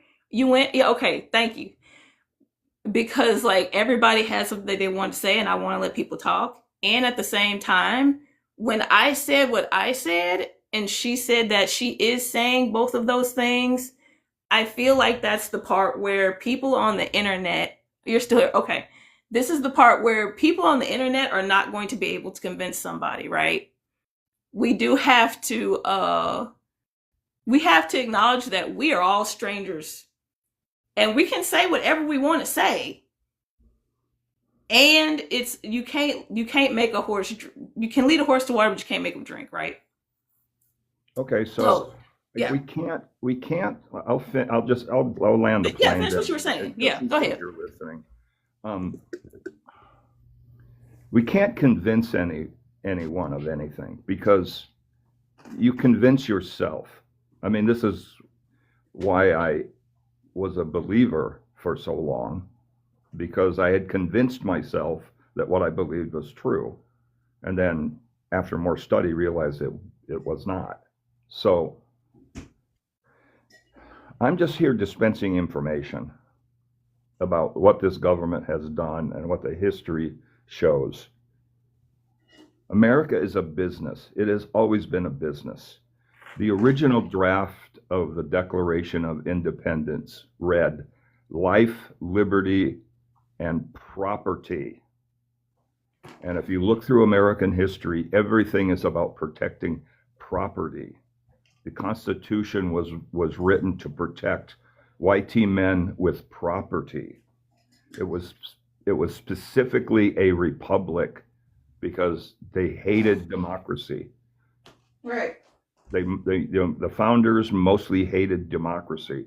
So when they wrote the Constitution, the only people that had the right to vote were land-owning white people. And it's still true. Yes, Dutch, you're right. It's still the same way. Property, property, property. And that's like I was saying, the United States government, the CIA, overthrew the government of Guatemala so we could have cheaper bananas. They overthrew a democratically elected government of Iran because the government was going to force the oil companies to open their books. And so what did we do? We overthrew that government, replaced it with the Shah, who ruled until 1979 when he was overthrown by the Ayatollah. And the reason Iran is right now so radically Islamic is the US government. Same thing with Afghanistan. This government, since Monroe was president, has done nothing but meddle in other countries' business for the advantage of American companies, not necessarily American people, but American companies. You know, and as one CEO of Ford once said, the business of the American government is business. And if you just look at these like so-called titans of industry from the so-called golden age, you can see that's clear. For example, John D. Rockefeller, one of the most famously rich people in the country, in our history, said competition is sin. It's like, let that sink in. Competition is sin. This is the guy that owns Standard Oil. And every once in a while, we get a president willing to take this on. For example, Theodore Roosevelt is like, okay, this monopoly situation is just killing us. And we're in the same situation now where, like, okay, this app and every other app we have access to is owned by some billionaire. So they could shut us down anytime they don't like what we're saying. And you know, we should get ready for that because that will happen. And that it's, what is it, 56, 57, it might even be up to 60 times the United States government has interfered with the politics of some country in Central or South America. This is just it. You know, I had someone get mad at me that said, well, if you hate it so much here, why don't you leave? It's like, I ain't gonna leave. I'm repeating history, you know? And you don't tell a veteran just leave. It's like, you don't tell anyone to just leave. Everyone who's born here has a right to be here. And the fact that if you disagree with my politics, you don't get to tell me, well, you should just leave. How about you leave? I mean, you didn't like Obama. You don't like it whenever the Democrats are in charge. Why don't you take your crusty ass out of here? Okay, I'm done. I'm done ranting for now. It's okay, sir. And thank you so much. Your knowledge and experience is always valuable. Genesis? Yeah, I'm here. Please go ahead. I was just sharing some more just random facts and everything. Kind of like what CERN said, I'm not huge like arguing or trying to change people's mind. I just like to help inform people to make them more educated on certain topics, especially when they're trying to figure out what their opinion's going to be. So I've been sitting here doing a bit of light Googling. A lot of what people are referring to as improper use or misuse of SNAP benefits. It's actually more just errors being made in the system by the government that either involves with overpaying or underpaying. There is a certain article I was looking at just now. Where is it? By the Cato Institute that talks about the 10 biggest misuses or improper uses of SNAP benefits. And the first 6 actually refers to retailers stealing individuals' benefits, individuals selling their SNAP benefits in order to get money, in order to get other things such as clothing or things that SNAP may not cover, individuals buying food and then reselling that food after using their SNAP card. It doesn't actually come to falsifying eligibility or even multiple applications until 6 or 7. So it's not a large majority that's actually doing this. Then I Googled, so how much fraud actually happens. They say less than 500,000 applicants actually try to commit fraud when it comes to SNAP benefits. So it's not even a huge portion that's even misusing or falsifying getting to it.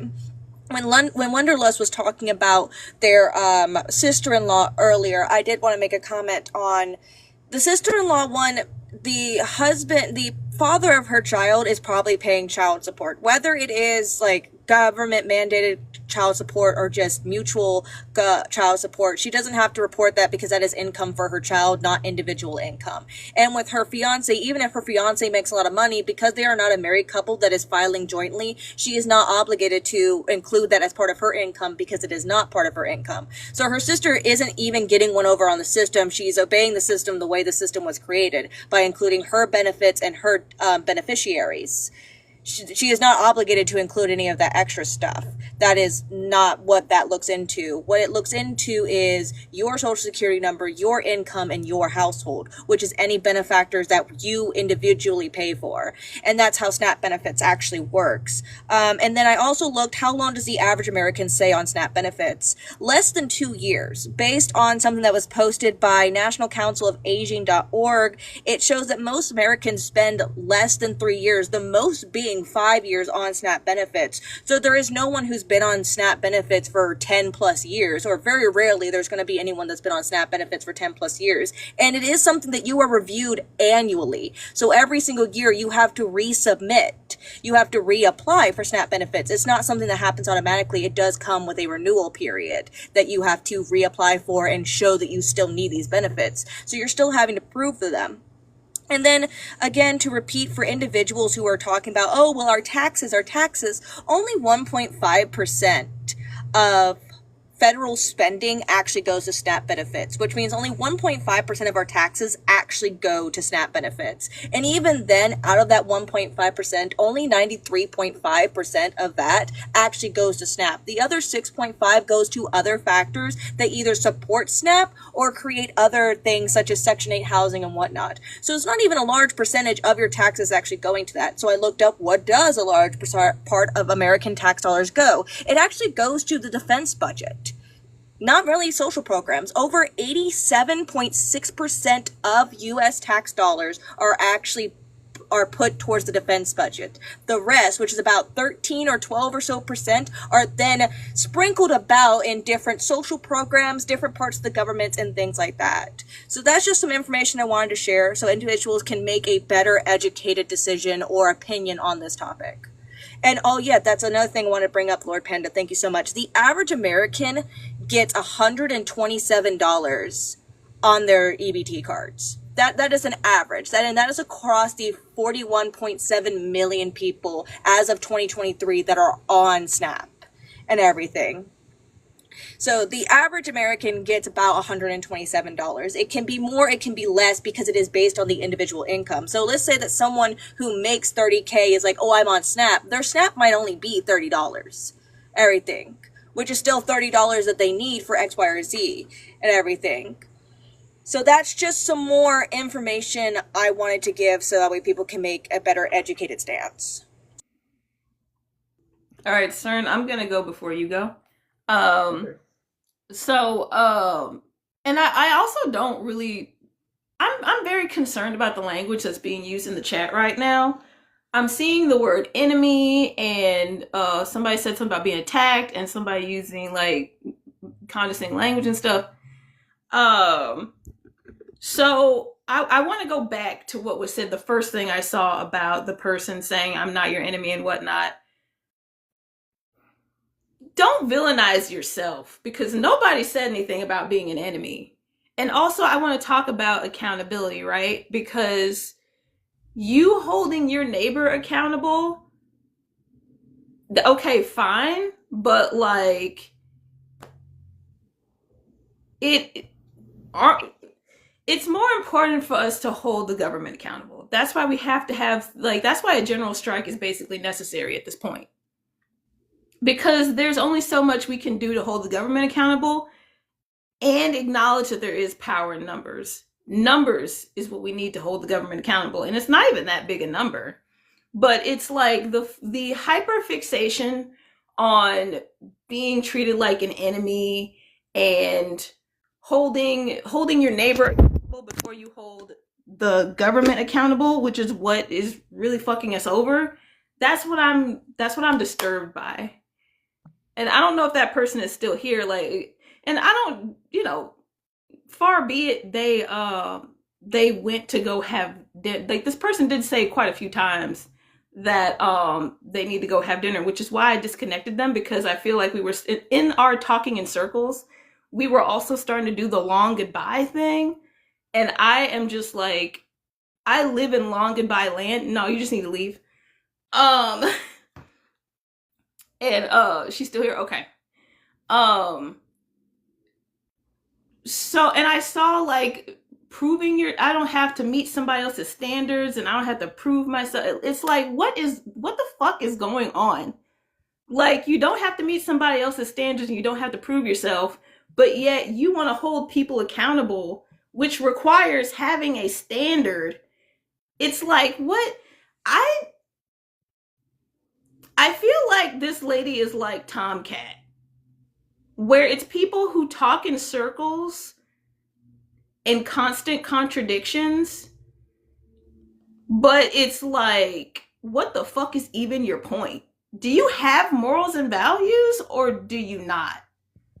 Like, what's happening? So like, there's some cognitive dissonance. The cognitive dissonance is gonna give y'all Alzheimer's, for real, for real. Like, what the fuck? Dutch, I see your hand up, but CERN's hand was first, so CERN and then Dutch. CERN, please go ahead. Okay, so the other thing with SNAP benefits, I lost my benefits because I forgot to report $24 that I made selling books the previous year. Now, I can go reapply, but even here in this state where it's actually quite progressive and easy, there's still all these hoops you have to jump through. So that's done on purpose to discourage people from following through and getting the benefit. And it's not just SNAP, it's almost anything. If you're getting a government benefit, you got to jump through all of these hoops in order to get it. I mean, I'm trying to get now the 10% disability for hearing loss from when I was in the military. Bunch of hoops. You got to fill out this, you got to do that. You got to just like, they don't want to help us. They really don't. They know they have to a degree, or we'll just all rise up. And that's what this current administration and his current, like, all his like fascist butt buddies don't really understand is there are more of us, and we could end their career like tomorrow. And they don't think so, and that's why they're trying to rig elections, and that's why they're doing everything they're doing. I don't get how. I mean, it's like, okay, I wasn't here for when she was talking, but I don't get worrying about your neighbor and not worrying about the government, and not worrying about the true welfare queens like Jeff Bezos and Mark Zuckerberg and Elon Musk and all the other billionaires. I mean, the fact that billionaires exist is a sign that the economy has failed. You can't have a consumer society if people don't have money to spend. And people complaining about SNAP, what they don't understand is, okay, now I have less money to spend on food. That means I'm doing less shopping. That That's exactly what that means. that means Huh? fewer people going to the store. That means they have to raise prices. That means they have to let staff go. That means there's other people not having money to spend. I mean, if you want a consumer society, people need cash, and that's they what's that basic? It's something income basic, be Universal basic income? universal basic income. The reason right wingers are against it is like, well, I don't want someone who's not like deserving to have benefit from my taxes. It's like they don't understand how the economy works. If I have enough to eat and I have enough to live, then I'm out spending money. And that means that's supporting people's jobs, that's supporting businesses. And they don't seem to get that. They're just worried about, well, I don't want someone I feel unworthy benefiting from my taxes. It's, well, yeah. I mean, I'll say this one more thing. There's two kinds of people in this country. Those who look around and say, no one should have to live like this. And the other one is, I got mine, all y'all can just fuck off. And before, well, Gene said that they have customers right now, so Dutch is gonna go. But before Dutch goes, I'm gonna say like that's what that person that came in here yesterday said. They said they were talking about children losing their, losing food, and I was like, you keep talking about children, old people are also going to lose food. And he just straight up said, I don't care about old people. If they didn't do what they had to do to get themselves together when they were younger to set themselves up to get old, fuck them. Like, yeah, fuck them. That's exactly what's going on here. Dutch, please go ahead. Yeah. So I did want to jump on the whole circular conversation thing. And that's all I'm seeing. That's why I was like trying to, when she was saying, I'm not your enemy, I'm not this, the words being used, is I was kept trying to like correct on that. It's like nobody thinks that. It's just that this is a typical thing that happens because of this system. It does make you. Greed is definitely a symptom of capitalism, and it shows you. It makes you. It's like you are beat up. The shit you got to go through to get some a little bit. So when you get there, then it's like I had to do this. Everybody else has to do this shit too. Like it does make like a greedy nature. It does. And you're not doing that though, but that's why I think like the important thing that she keeps remembering or missing is like, as she's talking about worrying about my friend that, was doing this and they're doing all right, but they're getting it. Again, you're not also bringing up the fact that you're paying in $700 every year for corporations to completely misuse it just so that they can have shit like jets, yachts, ridiculous, overspending things, the things that they always talk about poor people doing, right? You're misusing your money. No, they are. People are just trying to get by.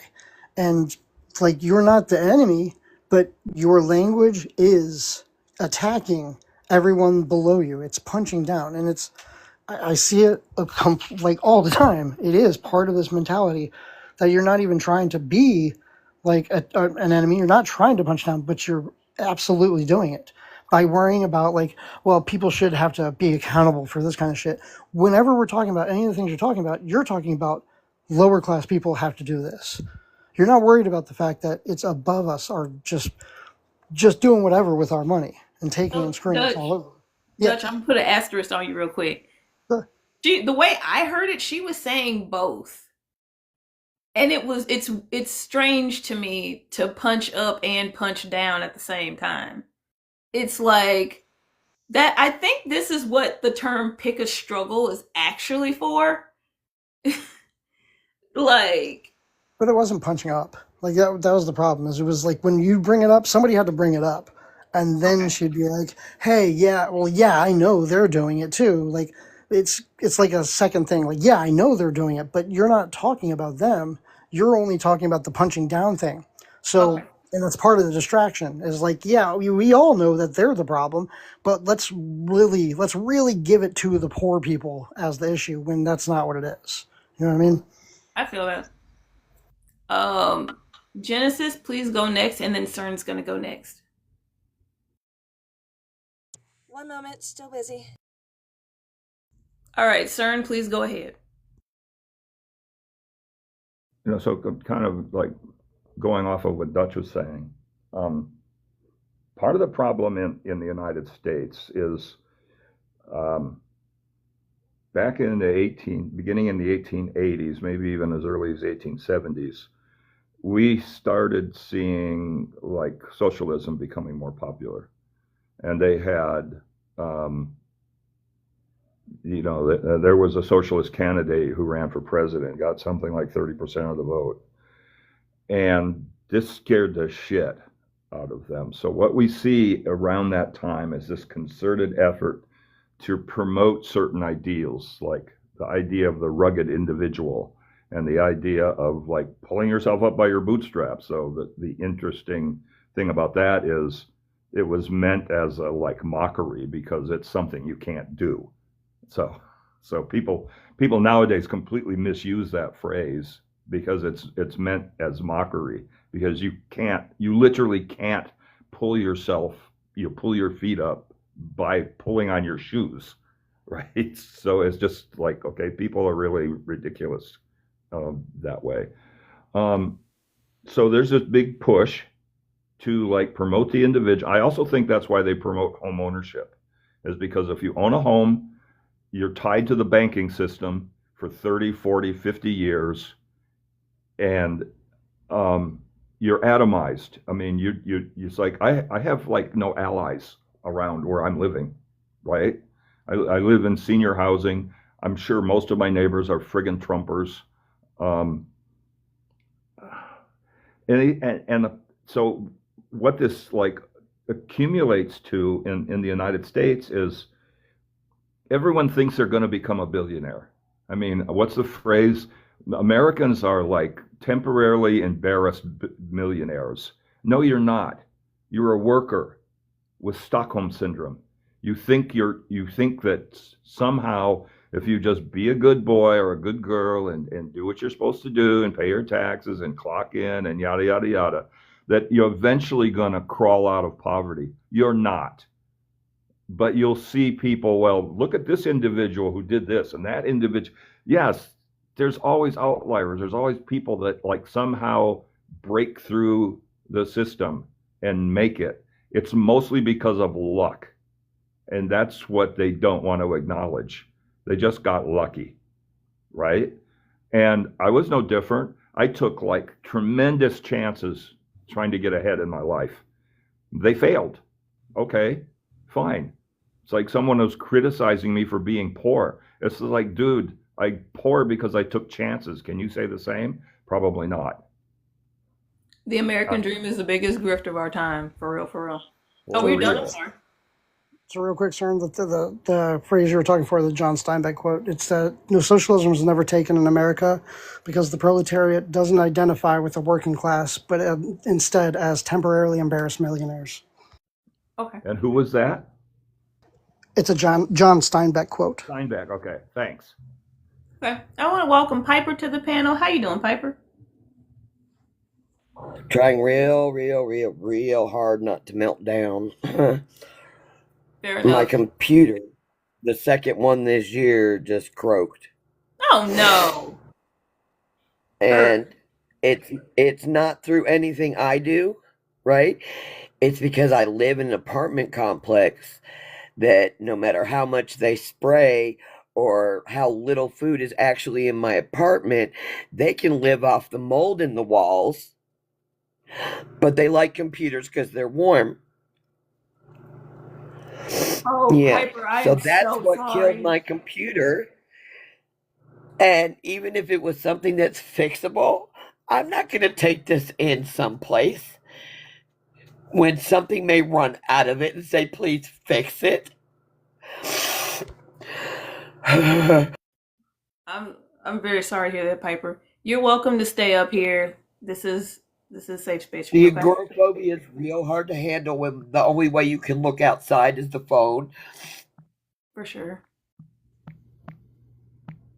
Um who Jen also said hey to you in the comments. You don't, no pressure, okay, Piper? Dutch, did you want to go next? I don't think I don't have anything more right now. I saw that Wanderlust said they're back, so I did want to have more of a conversation if they want to come back up. Okay.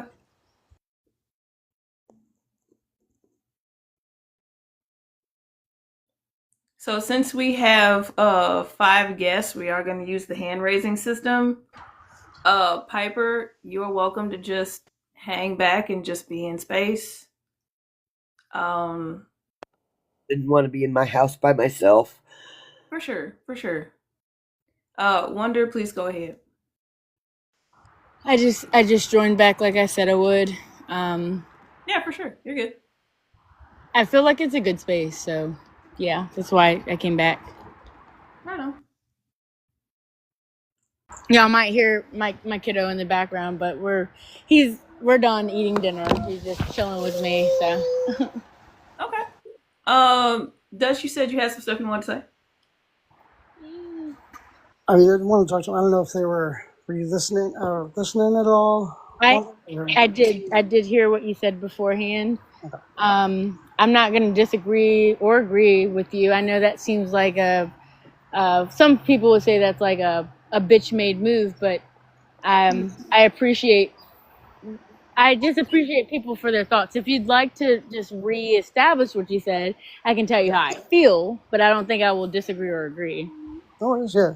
No, that's, I mean, all I was pointing out, because it's a common thing that happens under capitalism, is we see that because greed is a symptom of it, that it's so hard, it beats everybody up. We have these like mentalities of things that were like sayings that growing up is like the world doesn't owe you anything. You're not owed anything. You got to work for everything, even though like that's not true. The capitalist class doesn't work at all. It's about beating you down so that you're worried about like anybody else getting what you got. I had to work really hard for that. So why did they get something helpful that I didn't get? And that's a part of the mentality. And even though they're like, you're not trying to be like combative, not trying to attack down.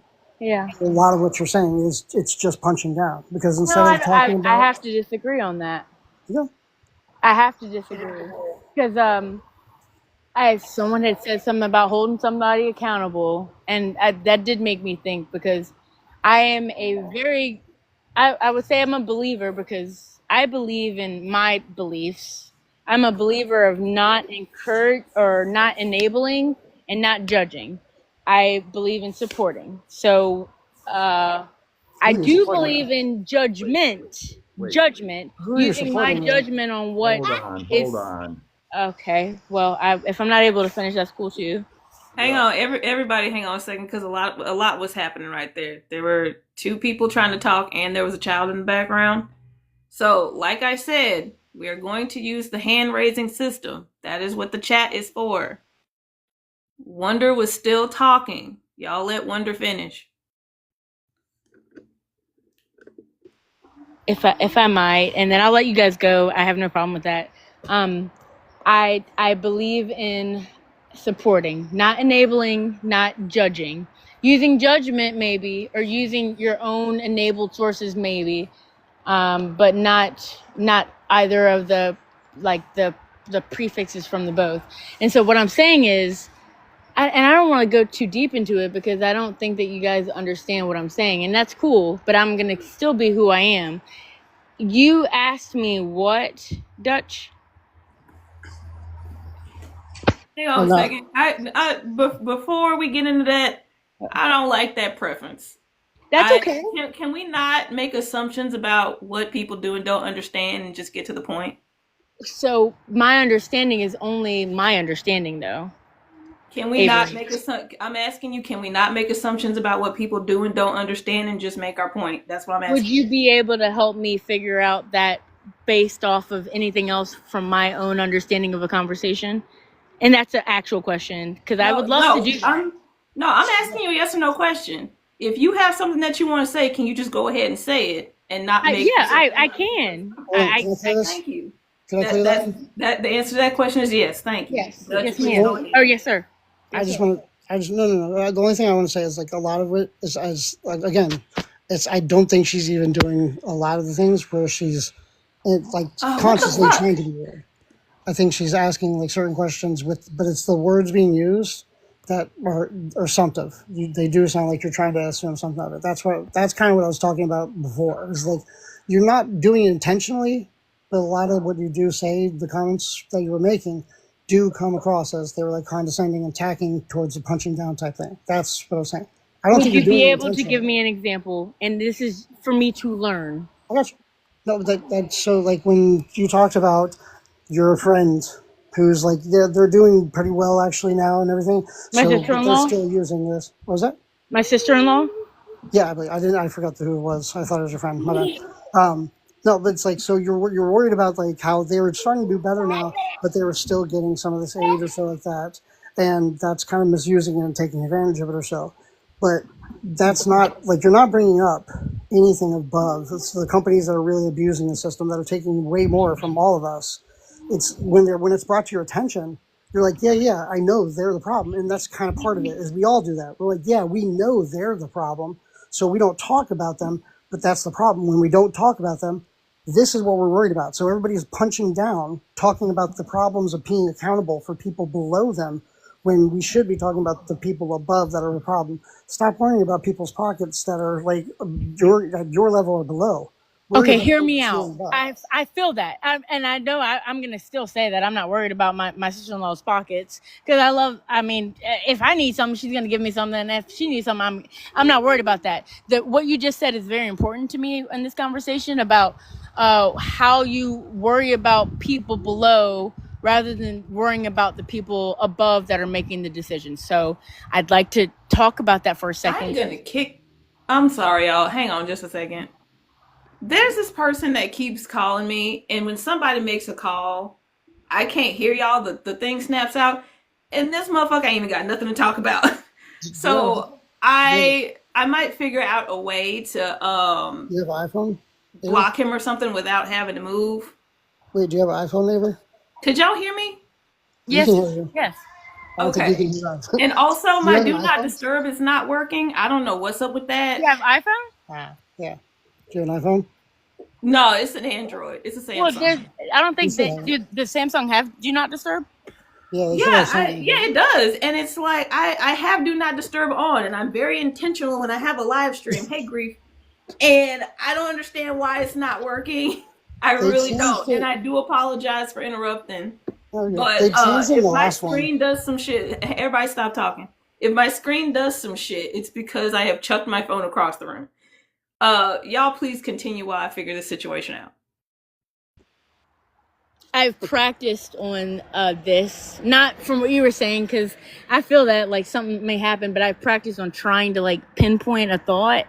It's hard sometimes, but I did do it this time. Maybe I didn't, because now I don't know where I was.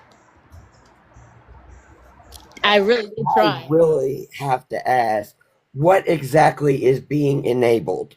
I heard you say, Okay. I'm for supporting, not enabling, and I need a definition as to what is being enabled, please. So, and this is just, I guess I could go from a dictionary perspective, which I can look it up. I know I have before, but then I've come into my own understanding of what enabling is. Enabling is what is okay for the person at the time. Okay. Or Now, the what I situation, or the do you person, think SNAP program Hey, Piper, is hang on. enabling? We're not cutting people off, all right? We're gonna let people finish. All right, like everybody, like we got 6 people up here. We might have 7 soon. Let's chill out. You answered Piper's question. I did. There are people who had their hand up So Genesis, are you available? I don't Genesis know is if not Genesis is available, One, but I have to Wonder, go with hang on a one question second. at a time because that's how my brain works. I will say Which that. can go first? Okay, which you go ahead. Genesis will go next. Wait, CERN had his hand up first. Okay. Oh, my I bad, can wait. CERN. Thank you, Dutch. CERN, you go ahead, and then which you can go. My bad. Okay, so you're talking about accountability, and you're talking about holding people accountable, which means you're making a judgment about what they're doing. And you're probably making a judgment either unconsciously or subconsciously about why they're doing it. And you seem to be worrying about the wrong problem because we're gonna move into a very bad situation next month. So I have a question. If you see someone in the supermarket stealing food, what are you going to do about it? That's a good question. I'm not going to judge that person. I might use my judgment or discernment on what's happening. So depending on that situation, I mean, most people who have to take something means that they are lacking something. So my discernment may automatically say, let me just help. So it would be like, do you need my help? Like, I have extra money to help you get what you need to get. I'm not going to judge them on why they need that help. You So would confront the person? if I see somebody stealing from the grocery store, I might confront them and ask them if they need my help. Yes. But you're not going to report them. No, why would I do that? Well, Now, okay, so let me say about, this too. If somebody has something in their pocket that is I don't know how, a poo-poo, that is doing that same thing, right? Which you could argue the fact maybe they still need help. And I see that and they're doing the same thing. I might not confront, well, actually, I have been in that situation and I did, and they were okay. I don't really know the answer to the question because I think that I would automatically try to help. You already answered the question. You did the thing. All right. Which go ahead. Yeah. It sounds like there's this like idea that Snap and Wick can be taken advantage of. Is that something you think can happen? Are you asking me that? Well, I know no one else thinks that it can be taken advantage of. So then, therefore, you're asking me. Yes, I do. Like how would someone take advantage of Snap? Hang on just a second. Hey, Maximilian. How you doing? Don't think I don't see you for a second. Wonder, please go ahead. I did give examples before. They were anecdotal, so that is fair. So that one wasn't here when that happened. I get it. And Do I I have to don't go need an through? anecdotal experience. Like I'm just asking, like, how would someone even do so?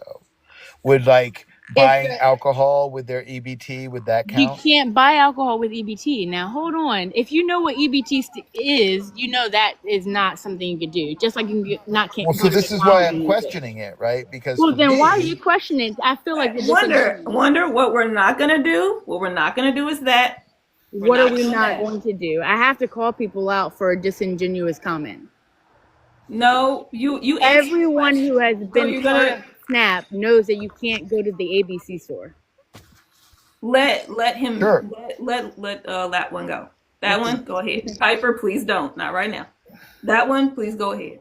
Sure. The point being that like there seems to be some idea that those funds can be abused, right? And I made a ridiculous statement because you can't do that. What can you do to abuse SNAP benefits or EBT benefits? How can you abuse them? You can sell them.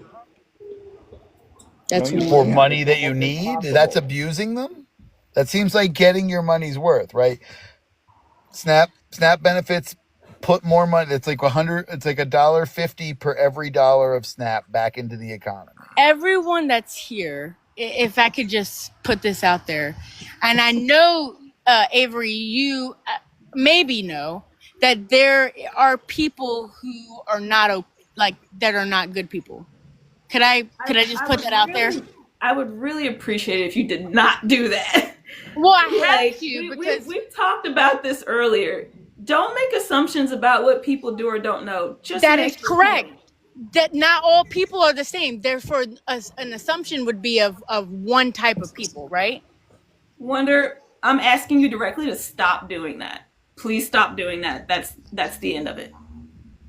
And I'm just saying about how it can possibly go ahead, sir, CERN, but like Yeah. I just don't know how it could be possible to be abused. And I want you to like think about what you think abusing the SNAP and EBT system actually looks like.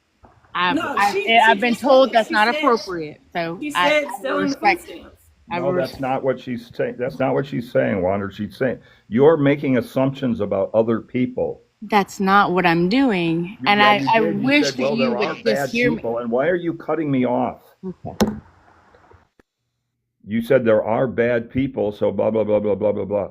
I mean, the point that one is making is, I mean, I was on Snap until like a few months ago, and I'm too lazy to do the work to get back on it.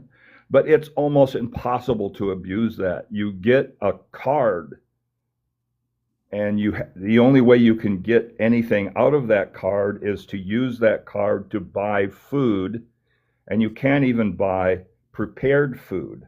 So it's only good for food that you can cook in most parts. I mean, I think there are some exceptions. Burnham, do you think I'm against SNAP? I'm still fucking talking. I get it, but do you think I'm against SNAP?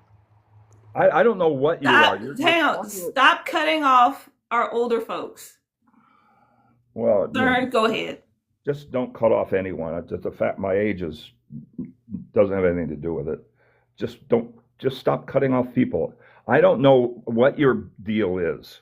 I mean, you're talking about accountability. You're insisting you're not judging people.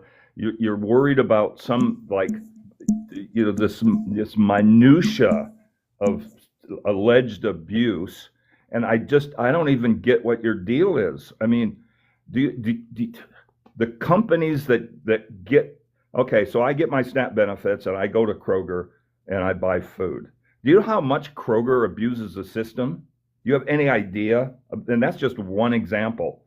And you're worried about some poor person that might be abusing the system so they can buy a pack of cigarettes. This is why I'm cutting you off, because that's not what I believe. You cannot tell me that's how I believe. Oh my God, you don't know. It's like you are telling me something that I do not believe, sir. So everybody calm down.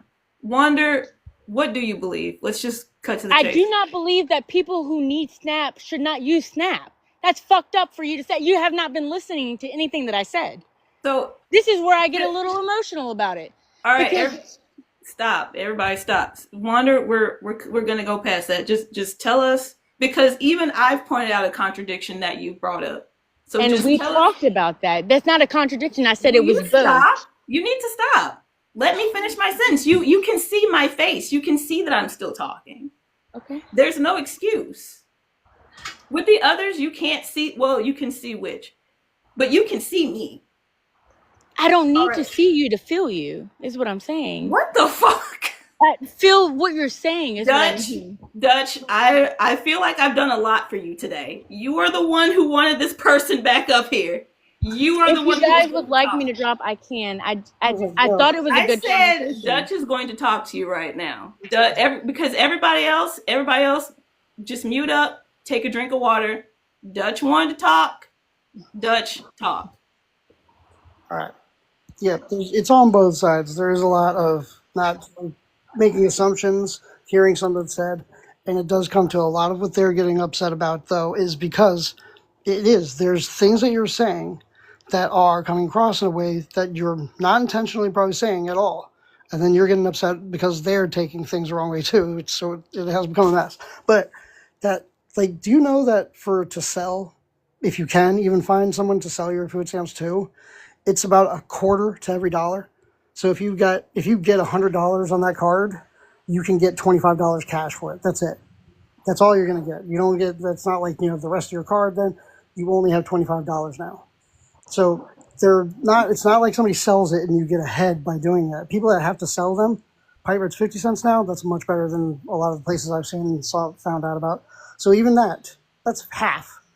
You're not getting to come up at all. You're getting screwed. So, and the reason for that is because they put them. The fact that our money is told where we're even able to go get groceries at, it's not about helping healthy food or anything like that. They get them. You can get it at fast food restaurants. You can get it at fast food stores and shit like that.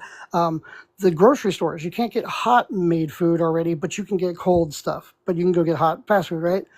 If they wanted to care about food and farmers and actual people, they would make your card only available at farmers markets and shit like that. So it's already made to put it this. The fights about they're filling up their carts or so. When you see that, that's one time a month. They just got their card. They haven't eaten probably in a few days too. So like a lot of the assumptions that are made about these cards is for the very reason that I was like talking what you're pointing out. The worries of everybody bringing up shit about the person that is having to use the system is not getting ahead, but forgetting that the upper hand, the businesses are screwing us all is the big problem here. Dutch, my mom did that. Exactly what you're talking about, because she had to. Mm-hmm. Okay, I said that at the very beginning. I'm not against SNAP or food stamps. Hold on, stop. I understand you're still kind of heated from everybody else. It was a big misunderstanding. Well, That's no, what I'm trying to say. it's not just that. If I'm just allowed to elaborate on what I'm saying, Yeah, my mom did that, and that's not to say that, okay, now that changes my opinion. My opinion is not against SNAP benefits. I just want to, again, my opinion is not against SNAP benefits. Right. My I don't opinion think that. Oh, go ahead. I'm sorry. I don't think that, and I think if anybody has taken it that way, you guys are not understanding. I don't think she has any problem I with. don't think that either. But Nobody. that's okay, though, is what I'm saying, and maybe that'll give me some slack. I'm not conducing myself to what I feel and what I think. I appreciate our conversation, and you and I's, Avery, and Genesis too. Like, I appreciate the conversation. If it's not that of a conversation that's understood, that's okay too. That doesn't change how I feel about it. Right. I mean, this is an important thing, that nobody's ever going to change anybody's mind from these conversations. Only thing I ever try to do, at best, I plant seeds of doubt. I plant seeds so that later on you start asking the same questions that I started to ask that woke me up. I feel that, though. The seed of doubt is the government, in my opinion, of like this entire thing. I feel like if all of us, and I don't know anybody's like standards of like money or whatever, but if everyone that was outside of the 1%, 2% was able to put money into a bucket to help the people that actually needed help, like the food banks do, then we wouldn't really have much of a problem. But the only reason that folks do those things, like the food bank, is to get it back in some way, and I feel like that's fucked. Yeah, that's because of the system. That's because under capitalism, we will never see that, because that's the whole point. So social programs, everything that we have, aren't about helping the people. It should be about helping people, though. It should be about helping people. Food stamps are not about helping people. It's about helping people on a billboard. It's because it's under capitalism. That's the whole point. These systems should be able to help, but they literally hold people hostage, and it doesn't help that people that need them are being looked at as like they're abusing them or using them in any wrong way at all. Like if somebody has to do whatever they have to do with them in order to get by, they're doing it to get by. They're not doing it to get ahead. They're not getting over on the government or anybody else. If anything, would it surprise anyone here that there are people who have Stop doing that. Dutch was still talking. Dutch got out part of that word when you started. Please stop doing that. And CERN, I'm sorry if what I said offended you earlier. I just get like, I'm tired of people treating old people like shit. You're right. Nobody should interrupt anybody. Please stop doing that. All right. I want to see, so since we have a full panel, I do want to see hands in the chat of who wants to go next. I think Ray was next when they came up. I was seeing her hand a little bit here. Right. If Okay. it's So Ray and then CERN. I don't know how. You know what? That counts, Piper. You're good. Don't worry about it. Ray, go ahead and go next. Hey, Blunt. Hi, everybody. Ray. So, my name is Ray, and I am actually studying to be a registered dietitian because nutrition and underprivileged communities are like huge to me. I actually took a class called Sustainable Nutrition and Food Systems, which highlighted everything that everybody's been in here talking about. And I've been like just sitting here waiting and super stoked to talk about it just because of how like it's so big, but we are so overtly fucked. And I say this because so inflation. We all know inflation, it keeps going, going, going. Like the minimum wage doesn't match inflation. Well, guess what? SNAP and WIC have not updated their requirements to match inflation. So basically, in order to qualify, you have to be below a certain amount of money a year. But that is like not matching inflation. So most of us, if we make what we make, we're not going to qualify for food stamps, but we also can't afford to feed ourselves. We can't afford to take care of ourselves because SNAP and WIC. So WIC has been updated more recently than SNAP. I think SNAP is around the 1970s, the last time they updated their minimum required allowance, whatever that may be. And like, for an example, my mom, she does not have a job at all. I support her as much as I can, and I think she gets like Social Security, like $2,000 a month. What is that going to pay for? So she has SNAP. But do you want to know how much SNAP is giving my 64-year-old mother who makes $2,000 a month? How much? $23. They give her $23 a month. What? My mom doesn't even touch her food stamps card because she's like, what is $23 going to get me? How is that going to actually, like, $23 is better than nothing, but she's like, if money is so tight like this, that somebody who gets $2,000 a month and still has to pay bills, is making too much money to qualify for more than $23 a month, like, what is that? Exactly. We're gonna. I'm sorry if you weren't done. Go ahead. Oh, no, I was just going to respond to the question of how about the majority of the population with multiple food allergies live in poverty? And back to that. So WIC and SNAP, they do, like, they have approved foods that you can eat. And the problem is that those foods are based on the population that do not have allergies. So those who do have allergies, their food tends to cost more. And the reason for that is because they have to have special facilities, which costs more to produce. So they live in poverty because inherently their nutrition costs more. But there's no way for SNAP or WIC, well, actually no, WIC does have allergen special like categories and stuff that they can accommodate, but SNAP does not. Right. And like, so, and I get it. I understand because little bit of a secret, but I am active duty military for 18 days. So I'm, out here singing my truth because I don't care anymore. I'm done with all of this. But I have seen what some people consider quote unquote abuse of SNAP or whatever, of selling it. But at the same time, like, we got to keep the lights on. We got to keep the water flowing. Like, if you have to, we should not live in a society where you have to pick between keeping the lights on and eating. Right. That should not be a thing. So to me, even if by some crazy incident, somebody was able to find a way to abuse SNAP or WIC, the program in and of itself needs to be revamped, but we can't do that without fully understanding what we as Americans, what we as people need. Because right now, like I said, the minimum required income hasn't been updated for, what is that, 50 years?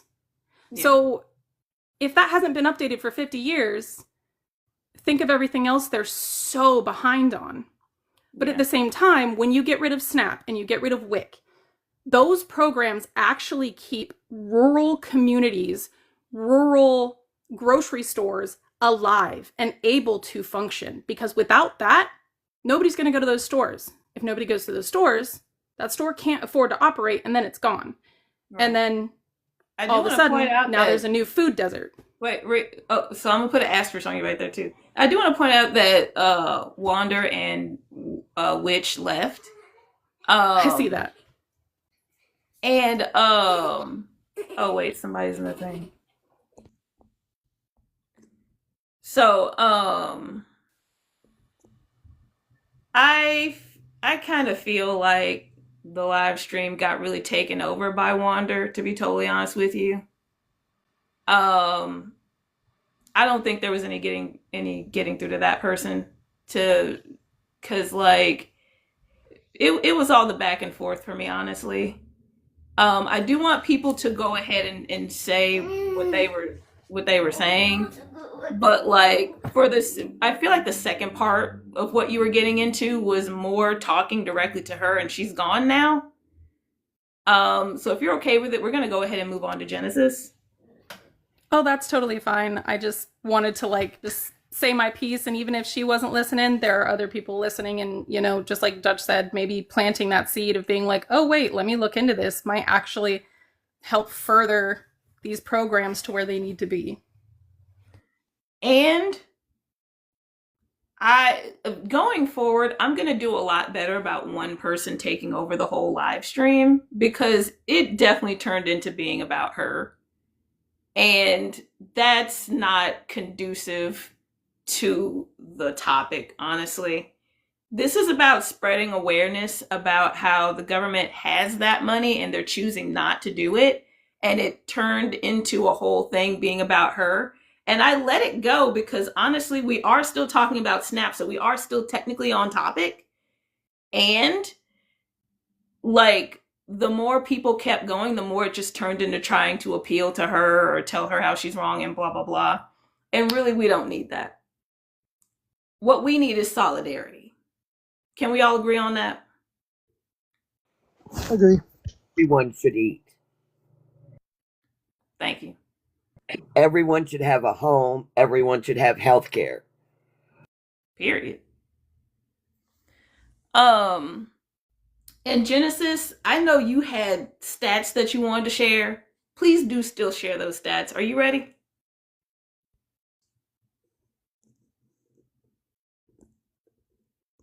It's like, and I also wanted to make space, like I tried to make space for Genesis because I know Genesis has limited time. Thank you so much for the boo. Like I try to run my panels as organized as possible, y'all. I really do. And I have to get used to at least one person having limited time. So Genesis, I do apologize. Oh, there we go. So, I do apologize, y'all. Time is precious and we can't get that back. And I don't feel like it was wasted time because, again, we were still technically on topic. But this is going to be the last live where one person monopolizes the entire subject matter. I called her out on going in circles more than twice. And I know that most of y'all were here for that. So from here on out, when we can all agree that we're just going in circles, we are instead going to move on. If it wasn't for her, I probably wouldn't have felt motivated to share my piece. Silver lining. Understood. And thank you for being a dietitian. Dietitians are very important. Oh, thank you for the witchy cat. Love that.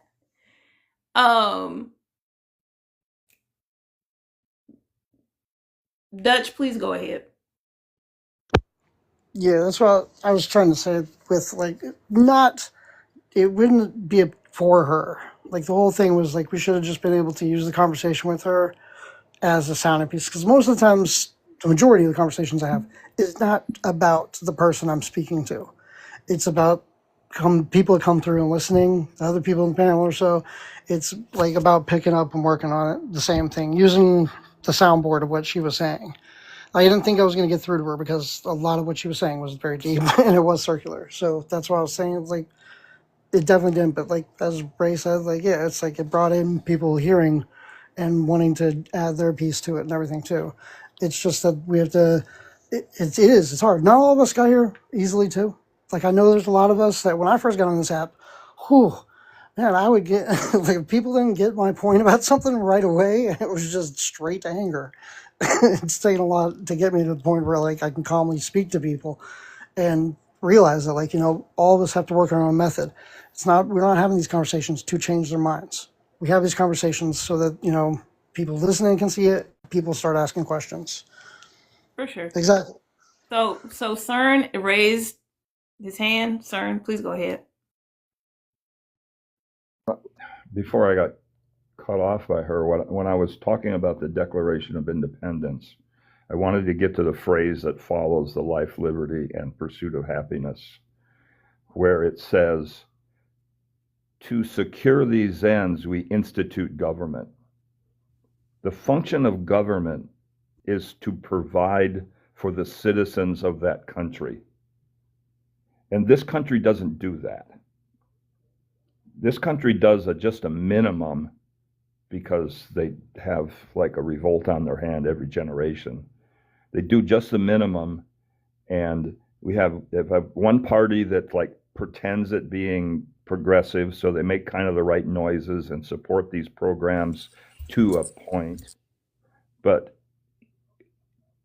in this country, we typically don't understand the purpose of government. We think government exists to promote business and to help business, and because it's based on this trickle down, which isn't unique to Reagan. He just like amplified it.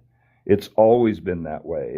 It's the idea that if we support business, then everyone else benefits. Well, that's just not the case.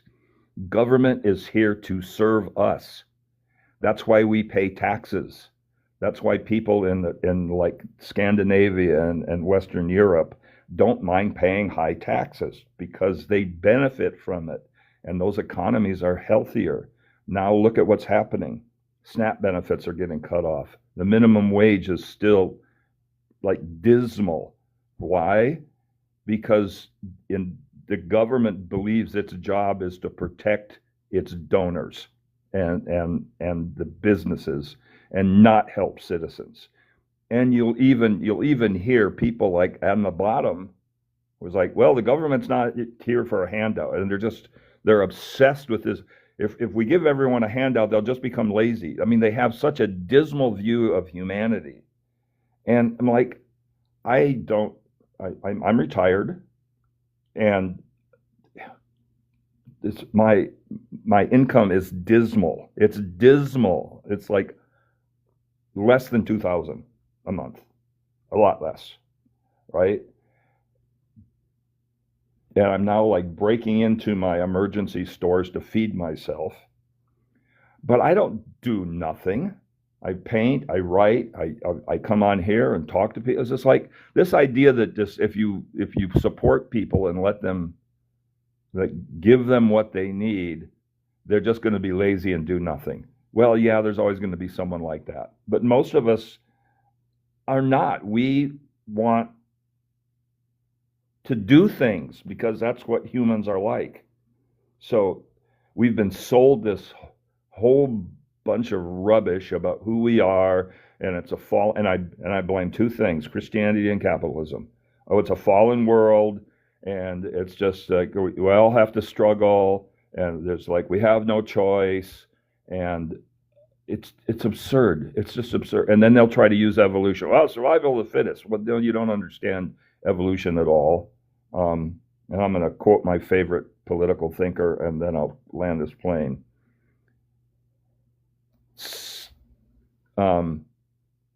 competition is the law of the jungle, but cooperation is the law of civilization.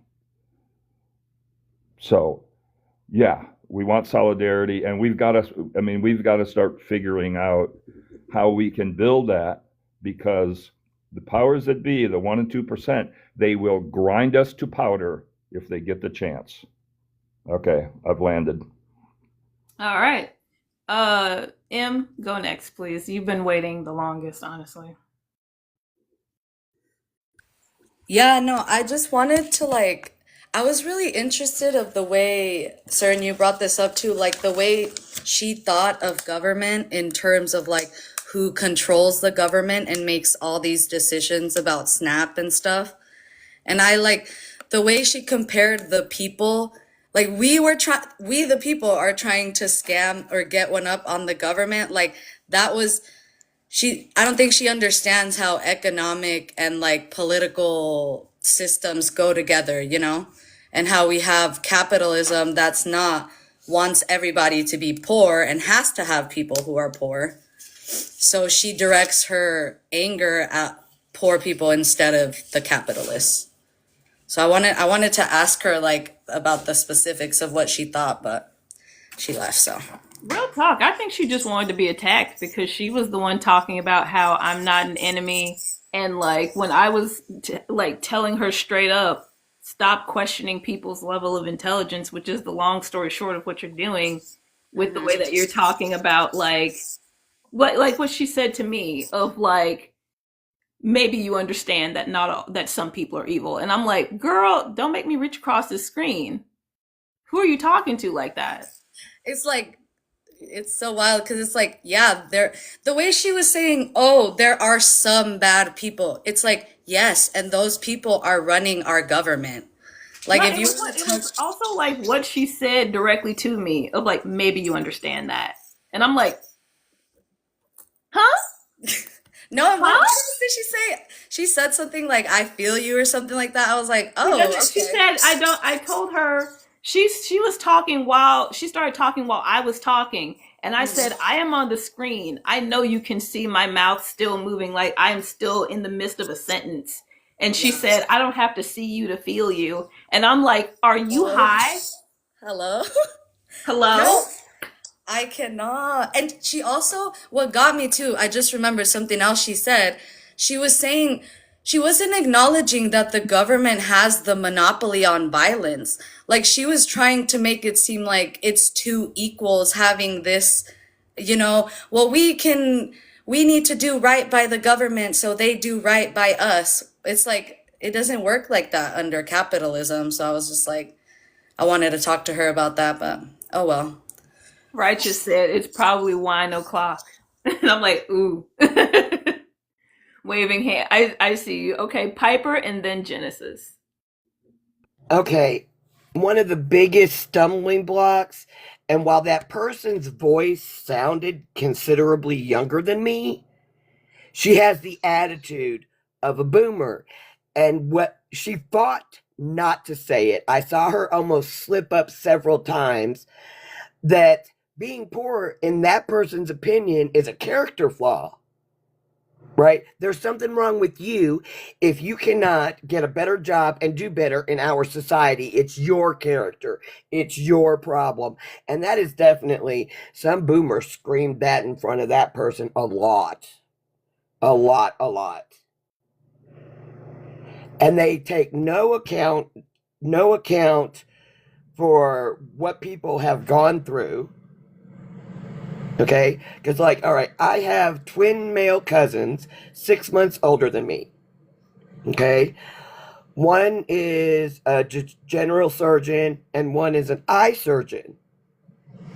And I had to leave college. You want to know the difference between the three of us? Trauma.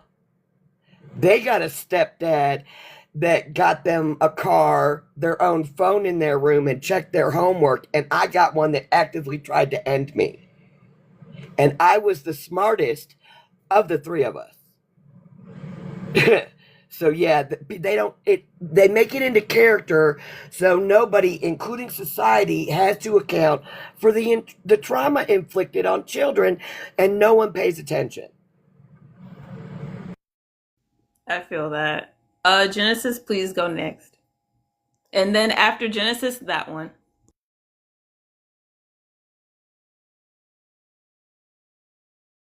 Who disconnected? Why y'all leaving?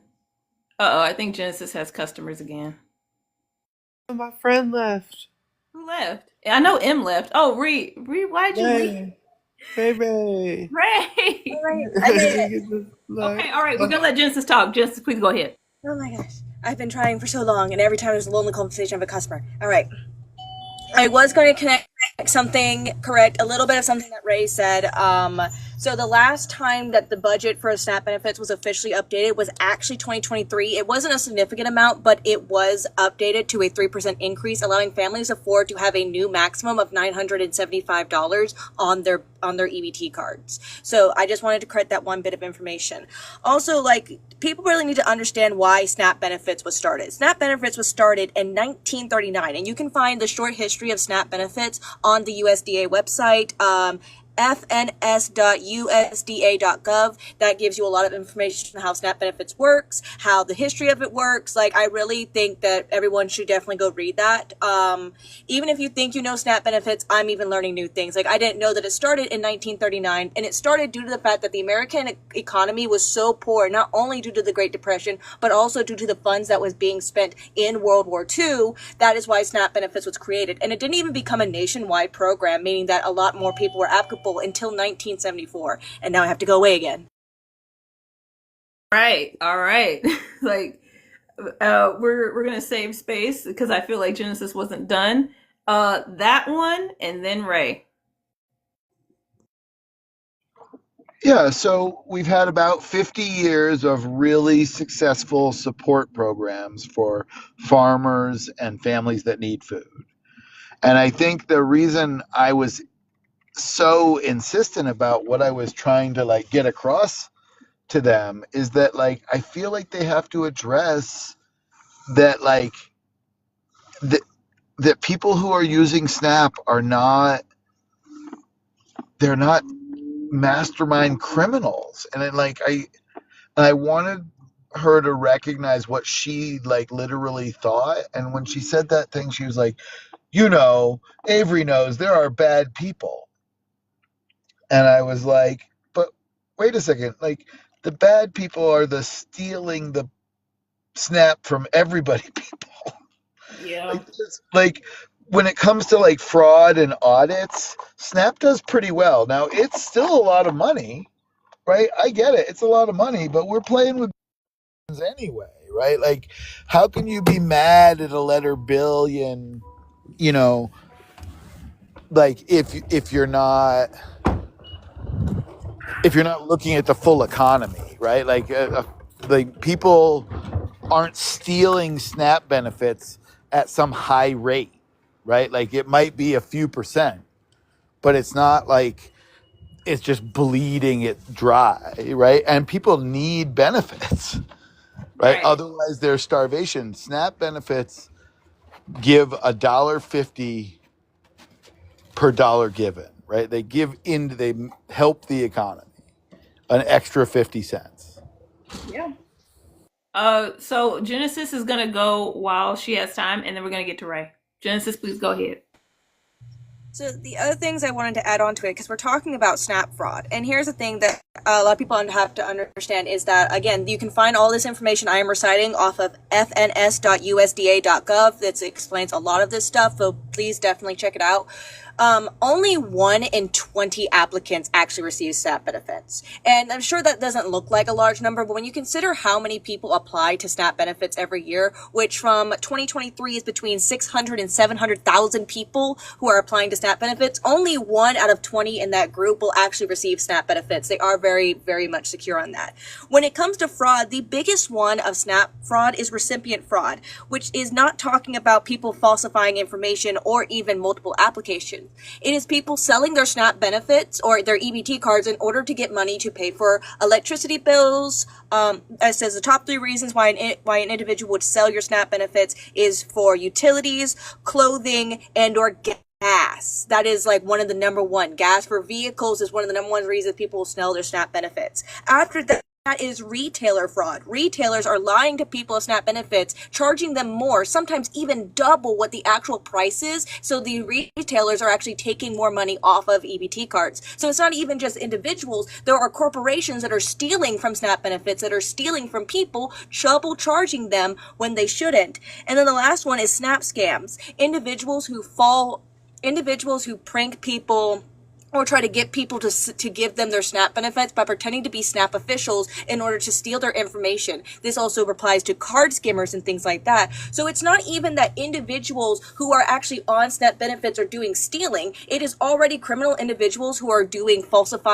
falsifying federal agents, who are trying to take people's card information in order to sell it on the dark web. Those are the individuals who are stealing SNAP benefits, not even the people on the fucking thing. And it really, it took me 5 minutes of Googling, people. 5 minutes of Googling, looking through different resources and verifying my resources to find this information. It's not that difficult. And I'm going to end my plane there. And right before you get started, that's why I was saying that, that's why I was saying, that's the last time I'm going to let somebody monopolize the space like that, because it does not take that long to look up that information.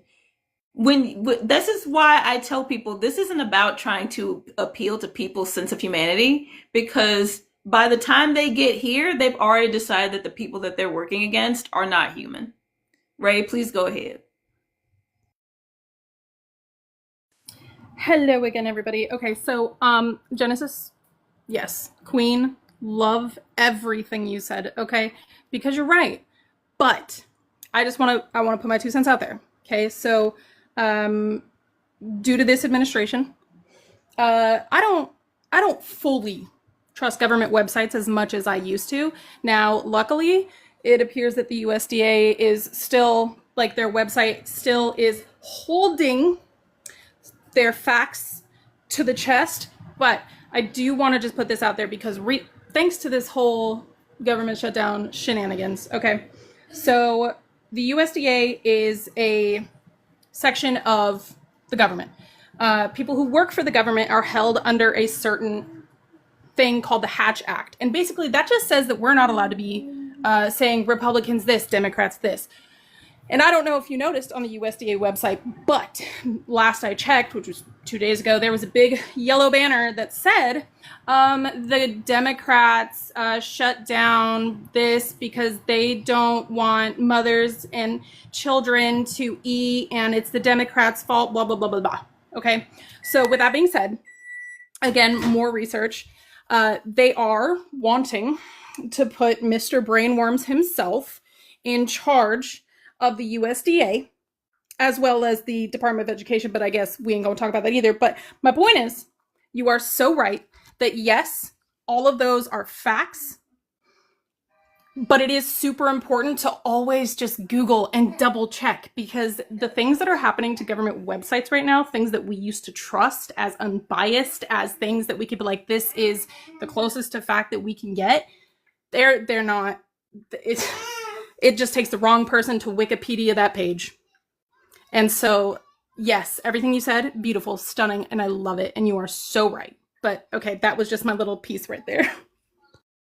So I just wanted to show on my screen that you are right. They do still have it up. It currently says Senate Democrats have now voted 12 times to not fund the food stamp program, also known as the Supplement Nutrition Assistance Program, SNAP. Bottom line, the well has run dry. At this time, there will be no benefits issued November 1st. We are approaching an inflection point of Senate Democrats. They can continue to hold out for health care for illegal...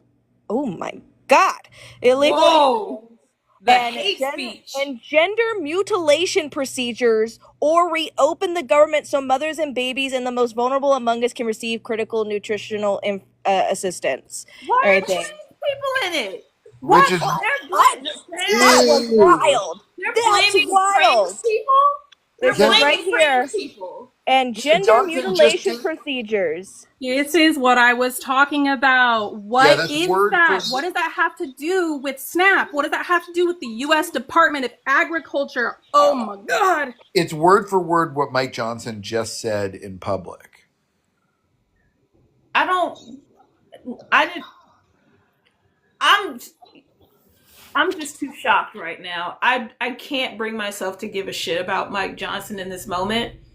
It's one thing to say something, and people can say what the fuck ever, right? Yeah, and it's another to put that on the motherfucking website because there are plenty of people like me. I'm not looking at Mike Johnson. He can say where the fuck he wants over there. When you put that on the website, gender mutilation surgery, illegal aliens, Democrats want undocumented people and trans people to live. Therefore, they don't want mothers and children to eat. Excuse me? Huh? What are we even talking? General strike. General strike right the fuck now. General strike. I'm Like, gonna have to. huh? I'm gonna explode. I'm gonna explode. Ugh. Okay. Our Poland is Venezuela. And Anne is already in the attic. Please grasp what I'm throwing. The entire room. What did they do when he went after Poland? They poo-pooed it and they didn't do jack shit. And then started complying. Appease. Yes, appease, thank you. As I said, I'm elevated.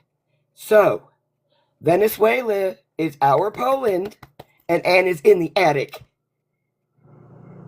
It's just a big-ass country. What Piper is trying to say is that the brown coats are coming. the well, that's another end of what Piper is saying. The brown. I mean, for undocumented folks and like without due process, right? The brown coats are fascism is here. The brown coats are coming. They're making it look like undocumented immigrants and trans people are the problem. They are now the targets of the fascism. The brown coats are here. He's literally playing the same playbook as H. The places have just changed, and so has the costume. well, Literally. Nazism, if that's what we're calling it, Nazism Yes. has the same. It doesn't matter who does it, right? It's going to be the same playbook. Like, Right. let's not But forget. people are not. I respect your perspective, and I will remind the court that we are the original fascists. Germany got their playbook from us. Just saying. Yes, I did. For real, for real.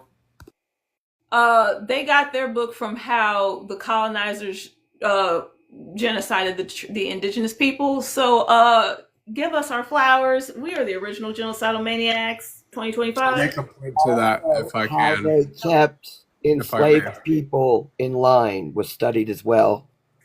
Yeah. Yep. Go ahead, Brandon. Yeah. H-Man the whole time was really sure. He was sure that just around the corner, the West is going to come around. They're going to come around. Like, we're aligned. You know? It wasn't until Korea, if you look at the military, anyways, look at some stuffs out there. But we've been aligned with them for a long time. For a long, long time. I mean, wait, just real quick to jump on. They thought we were too extreme, even, by the way. They came and got that blueprint from us, and then they went back and they were like, yo, like, they thought America was even too extreme for them. And let's also not forget that in the halls of Congress, still, they still have the, the symbol for fascism from Mussolini's symbol is still what's in the Congress halls. All right, we're going to do CERN, then we're going to do Ray. CERN, please go ahead. Okay, so I mean that's what I was saying earlier, because a key element of fascism is the wedding or the merging of corporations with the government. And so that totally fits in with, yeah, we're the original fascists, because that's what, that's what this country was built on, protecting business. I mean, except for the Puritans who wanted to, like, forget about religious freedom. They came over here to build a theocratic state, according to their, like, messed up view of Christianity. So, but that's all I wanted to say is it's like it's in the blueprint. The fascism is right there in the blueprint. And I mean, I'm looking at I found a silver dime, a mercury dime. And if you Google it and look on the flip side, that's the thing that was it Brandy was mentioning it, or Dutch? I'm sorry. The symbol of fascism. Yeah, it was me. Yeah, that was Dutch. So the symbol of fascism is on On the original dime? U.S. money. Okay. Here, let me turn on my camera and I'll show it. Oh, Ray left. Ray, you can come back and then you can talk after CERN. Okay, that's all I wanted to say, but I'm going to turn my camera on and show what I'm talking about. Okay. Did Ray leave, or is Ray still here in the live? Ray's to my right. Oh, wait, who left? Somebody left, and the State Department site is blank. What are you talking about? Oh, that one left. So I'm looking at okay, so that one left, and then Ray moved into that one's position on my screen. I got kicked for running in background. Oh, okay. If you want to come back up, you can request up. The radical liberal dropped. Ah! So I'm looking at the website for the USDA right now, and it's like, Genesis, I don't know if you were looking on your phone or if you were. Oh, we can make CERN big real quick. I don't know if you were. Oh, that's what that does. Why didn't that work when I did it the other time? I'm gonna make you bigger though. I just wanted to see if that would work this time. Oh, that's an old ass dime. Huh. Damn. Well, Damn. I've never seen that. I've never seen that before either. Where did you even get that, sir? For real, for real. Yep, there it is. The Dutch, what's this thing called? I forgot. I don't know it's Mussolini's symbol though for it. I forgot the term. The name is called. I'll have to look it up real fast. It's like it's fast something, but it's like the bundle of sticks with where fascism comes from. Mm-hmm. Oh, what year is that? Yeah, what year is that? It's obscure. Just a minute. Okay. Yeah, you said a silver dime. That's neat. I got some coins. I've never seen that before. Neither have I. That's really cool. Well, it's not cool, but it's really poignant. It is cool. Does anybody know who Sludge Knuckle is? Oh, yes, Sludge. The fascist. Yeah, the fascist. Yes, Sludge, good. Thank you, Sludge. I've got to clean it up. Yeah, there it is. Fascist. Mm-hmm. Hello. You got it. 19 what? I can't see it. It's obscured, and I haven't cleaned it yet. Okay. Well, that's known as a fascist. Yeah. Before 64. So Ray is next. We're gonna let Ray go ahead and go next, and then we can introduce Sludge. Hey, so back on that banner that is on the USDA website. So other states have taken to their personal. We can't hear you when you teacup. When what? When you go away from the app, you teacup, and then we can't hear you. So you have to be on the app for us to hear you. Dang it. Okay, so I'm so mass.gov. So for Massachusetts, so other states, they have taken to their personal websites to kind of rebuke what the USDA says. So on mass.gov, they have a banner that pretty much states President Trump has personally stated he would not be releasing these funds, and it also brings up like Republicans and the big beautiful bill, what it actually is going on since I'm on mass.gov right now. Where is that? It should be on, well, may have taken it down because, temper tantrums and whatnot, but I do have a screenshot, so I may mute myself and just kind of like pull that up on my own screen if I can figure that out. Okay. Where would it be? Where did you see it? Maybe it's still there, but okay, and she's gone. All right. So personal websites. So state websites, not personal website. But that's crazy. That I don't have words for that shit. That is some fascist shit that the USDA has that on their fucking website. That is fascist right there. That is clearly labeling people as the enemy. The first thing Doge did was go in the building of the place that handles all the logistics of every place else with their own servers. That's why the people who work for the FDA probably have no control of what's on the website anymore. The USDA, not the FDA. Yeah, I'm sorry. Yeah, the USDA. I mean, any of them. Well, and maybe, like, I don't know. a lot of them have been gagged by you're not allowed to say nothing about nothing. Mercury dime minted from 1916 to 1945. So we know it's somewhere up in there. Thank you, that one. Okay, Sludge, hello. How are you? Welcome to the life. Well, thank you for having me in. I saw my comrade Brand was in here. I wanted to stop in and say hi. The discussion seems to be steering around fascism, which I'm glad to speak on if there's any questions about it, something I've put a lot of time and research into. Well, to be fair, this is the topic. Like, as long as we can stay... SNAP benefits? Yeah. Yeah, they cut me off of SNAP benefits last month already. I'm next on the chopping block. I'm November 1st, like everybody else. If you are in a city of any size bigger than a hamlet, there should be a mutual aid team in your town that is organizing food distribution and things of the like. Oh yeah, I'm not worried about that part. I'm gonna eat. It's just like there are people that aren't gonna eat because like I acknowledge my location privilege that I am in a city, and like Meemaw that lives in like buttfuck freezing northern Minnesota, she probably not gonna eat. Yeah. If you have the ability to get resources to folks, I would suggest doing so. We all need to be focusing on mutual aid as much as humanly possible at these points. So I do not have a vehicle, and it's coming up to that time of year where we're not going to be doing much biking. But there are people who do have vehicles that will be doing their thing. And speaking of people doing their thing, I'm gonna let Ray talk, and I'm gonna let Genesis talk because Ray had a hand up first.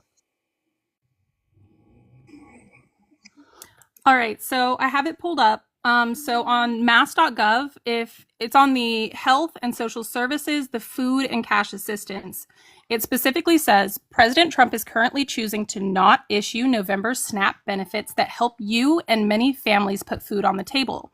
Starting in November, on a rolling basis, some people will see a cut in SNAP because of changes congressional Republicans and President Trump enacted in the One Big Beautiful Bill.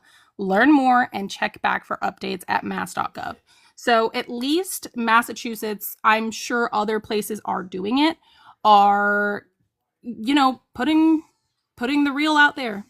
Like, because, yeah, you can blame Republicans, you can blame Democrats, but one of the most recent votes that caused the USDA to even put that banner up was they were like, okay, we will approve we will end the government shutdown, but we would like to give the president the authority to choose who is and who isn't an essential federal worker who will be paid during government shutdowns.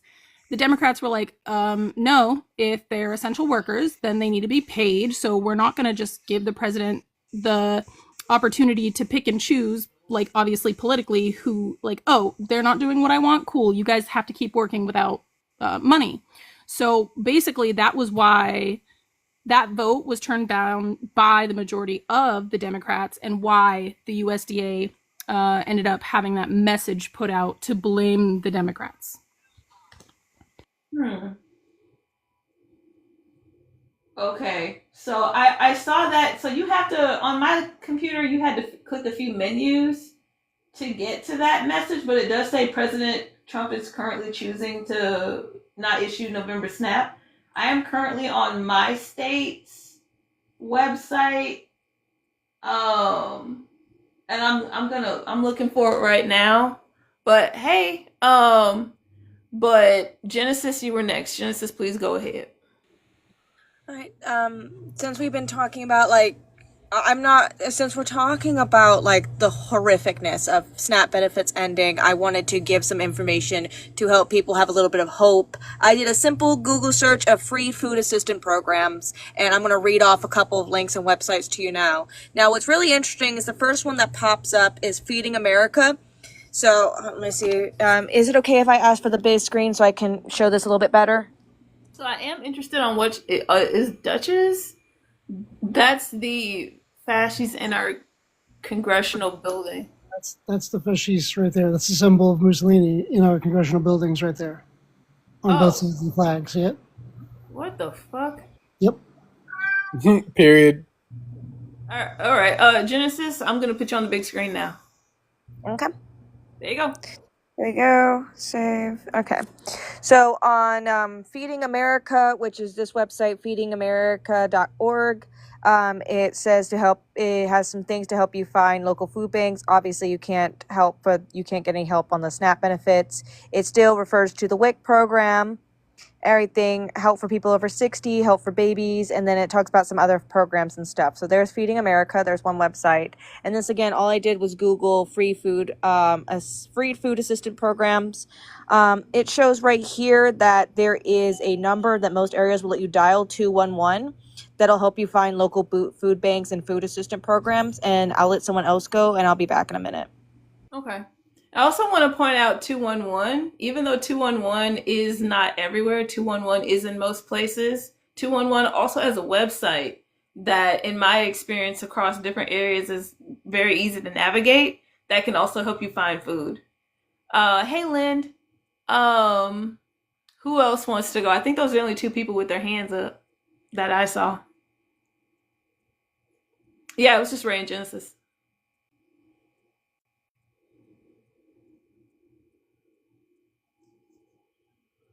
There's also an app called Fallen Fruit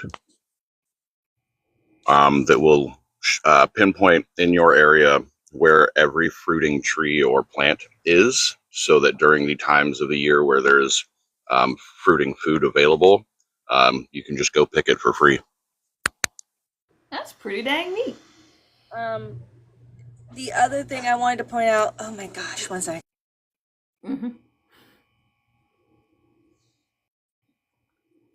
Never mind. It was someone who thought this was a Chinese place. Anyway, there, oddly enough, on the USDA website, there's apparently a second emergency food assistance program. I don't know how it's going to work or if it's also getting cut like SNAP benefits, but it refers to the TEFAP. So the TFAP, I guess, federal program that talks about providing is a federal program that helps supplement the diets of people with low income by providing them with emergency food assistance at no cost. It doesn't show anything about this being affected. Yeah, people are mainly talking about SNAP and WIC. I've never heard of that before. Also, could somebody jump on mn.org and help me figure out where the announcement is for food stamps on the Minnesota website? Hey, Rick. Because they made this so convoluted. Like, man, just put the banner in the front. Shit. Because you would think it would be in health, but in health is medical assistance and mensure and birth certificate. Hey, so on mn.gov, you're going to go to social services, and then you're going to go to assistance programs, food and nutrition assistance. Sorry. Okay. You're skipping a step. So you're going to go to residents, then you're going to go to social services, Mm-hmm. and then you're going to go to food. The food. They don't have It doesn't. Yeah, they don't have anything.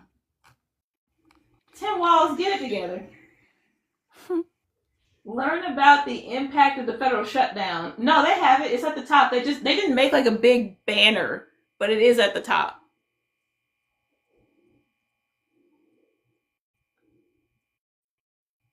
Oh, Piper left. Thank you for coming up, Piper. Oh. Boop.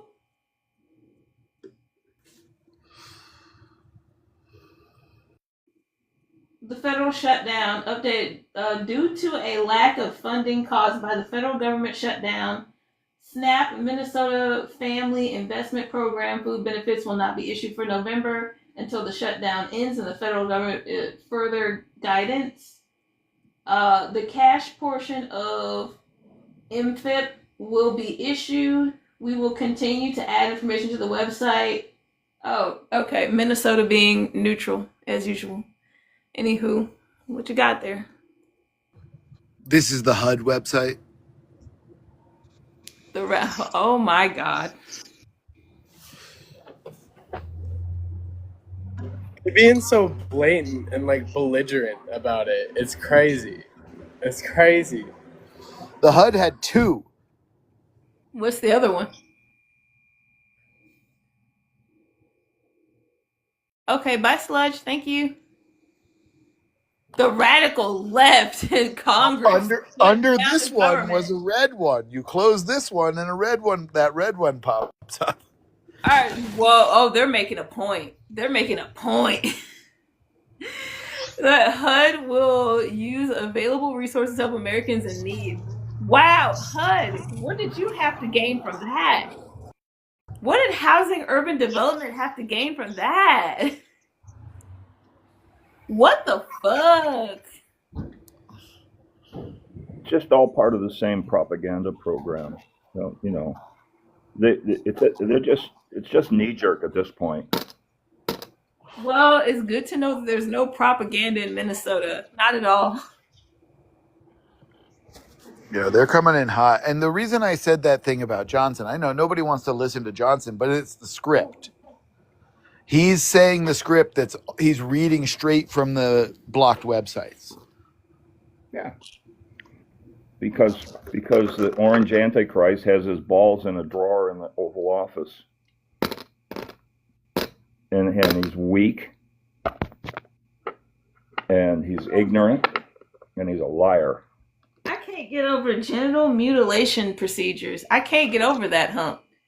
That is directly blaming trans people. Yep.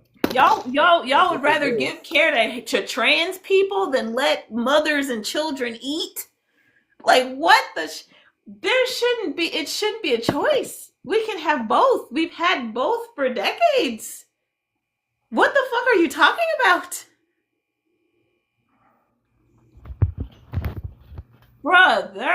Brother, this guy stinks. I love that. I love the nicknames. Well, does anybody have anything else to add? We've been on the horn for a while now. I was just, now that I finally have no customers in this gosh darn store, I was going to do a couple more of like where people could get some food assistance. So I have some links here for North Carolina that talks about central food banks, some low-income services, and everything. I know that some states, their food stamps has been dependent on the state government and not the federal government. So I know that some states, like, let me look at the official North Carolina website. Let's see, North Carolina Department of Health and Human Services. Never mind. Yeah, I kind of knew that was going to happen. Well, does anybody else have anything to add? We can save the more food resources for next time. I'm going live consistently at 3 p.m. until November 2nd. So whatever y'all got, y'all can save it for next time. But we're gonna wrap this up. And CERN, you unmuted. You go first. No, I'm good. I'm like, I just like I mean, you're calling for general strike. I agree. We got to figure out what's really going. We got to be aware of what's really going on, and this, whatever they're doing, what they have planned is like many, many, many times worse. Oh yeah. And we just have to remember that, they can't hang us all. So, they are few and we are many. And so we need to start acting like it. But until then, I got nothing. Right on. That's all valid. Brand, please go next. Ray, I'm sorry, I gotta say, Ray, it's so good to see you, friend, up here. I just read that this is your first live. I love this. What? You should DM me. I hope to see you out here more, Ray. Oh my gosh, this is you got you don't know. You don't even know. We go back. We go way back. You don't even know. Oh, don't even know. Don't even know. It's good to see you, girl. Oh my God, and thank you, Avery, and thank you everybody on this panel. I gave y'all a follow. This has been great discussion. Great peoples. For sure. And y'all please do follow our great panelists. Ray, what do you have to do for the last things? So, like I said when I first started talking, so I'm currently active duty, and just with everything going on, I have 18 days until I leave active duty, and I've been doing this for 11 years. I'm leaving financial stability. I'm walking away because I just cannot continue to work for the problem. And knowing that my freedom is coming in 18 days, I'm definitely going to start being more open and public with how I feel and sharing resources. And I just want to say thank you all for like just having this space, this like I've found my people basically. And Bran, I love you. I've known you for 10 or more years. You're my BB, and I love you so much. Thank you for inviting me. And I am just so happy that I have met you all and I had this opportunity for people to actually like hear me and like kind of care about what I have to say. So thank you guys. For sure. Dutch, what do you have to say? Not much other than that. Just we need to stop fucking focusing on this punching down mentality. Like that's the biggest thing I keep punching at. We can't. Everybody keeps talking about this unity thing, but then the first thing they jump to is us versus them mentality right away after it, and it's always punching down. They're not. Whoever thinks that the government is for you, they're not. They're not. They're like this government is not for helping us. It's been the bad guy, and we need to stop identifying with it. I think my biggest thing I've had a problem with most people is like my abrasion about talking about liberals. Is like the reason is though is because of this. I've spent so much time speaking with liberals that I think are closer to us, and I think most of us have had that indoctrinated point. We believe they are because we've been told that they're supposed to be closer to us, but they're not. Like they know what the problem is, and they choose to stay doing the status quo anyway. That's not ignorance. That's cruelty. They know what they're doing. And they're trying to shame others and like force others to do it too because their comfort is being threatened and it becomes over everything else.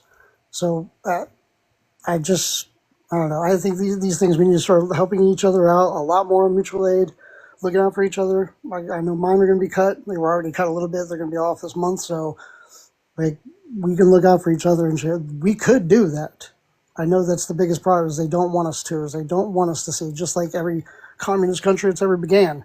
They start attacking it because, not because it doesn't work, it's because it does work. And they don't want that to happen. There you go. Genesis, are you available for some closeout? And keep that list fresh because we're gonna be back at it again tomorrow.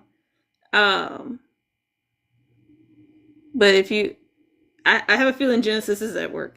Okay, so We are going to reconvene and recollect back here tomorrow at 3. And if nobody shows up and it's like really dry, I restart the live for 3:15. If nobody shows up for 3:15, I restart the live for 3:30. But there will be a live, and this is a safe space, not a permissive space. And even though I do invite some discourse and some tussle, if somebody says that they aren't feeling it that day, we're not gonna fucking do that. But y'all know what my last words are. Make rapists and racists afraid again, and I'll see you tomorrow.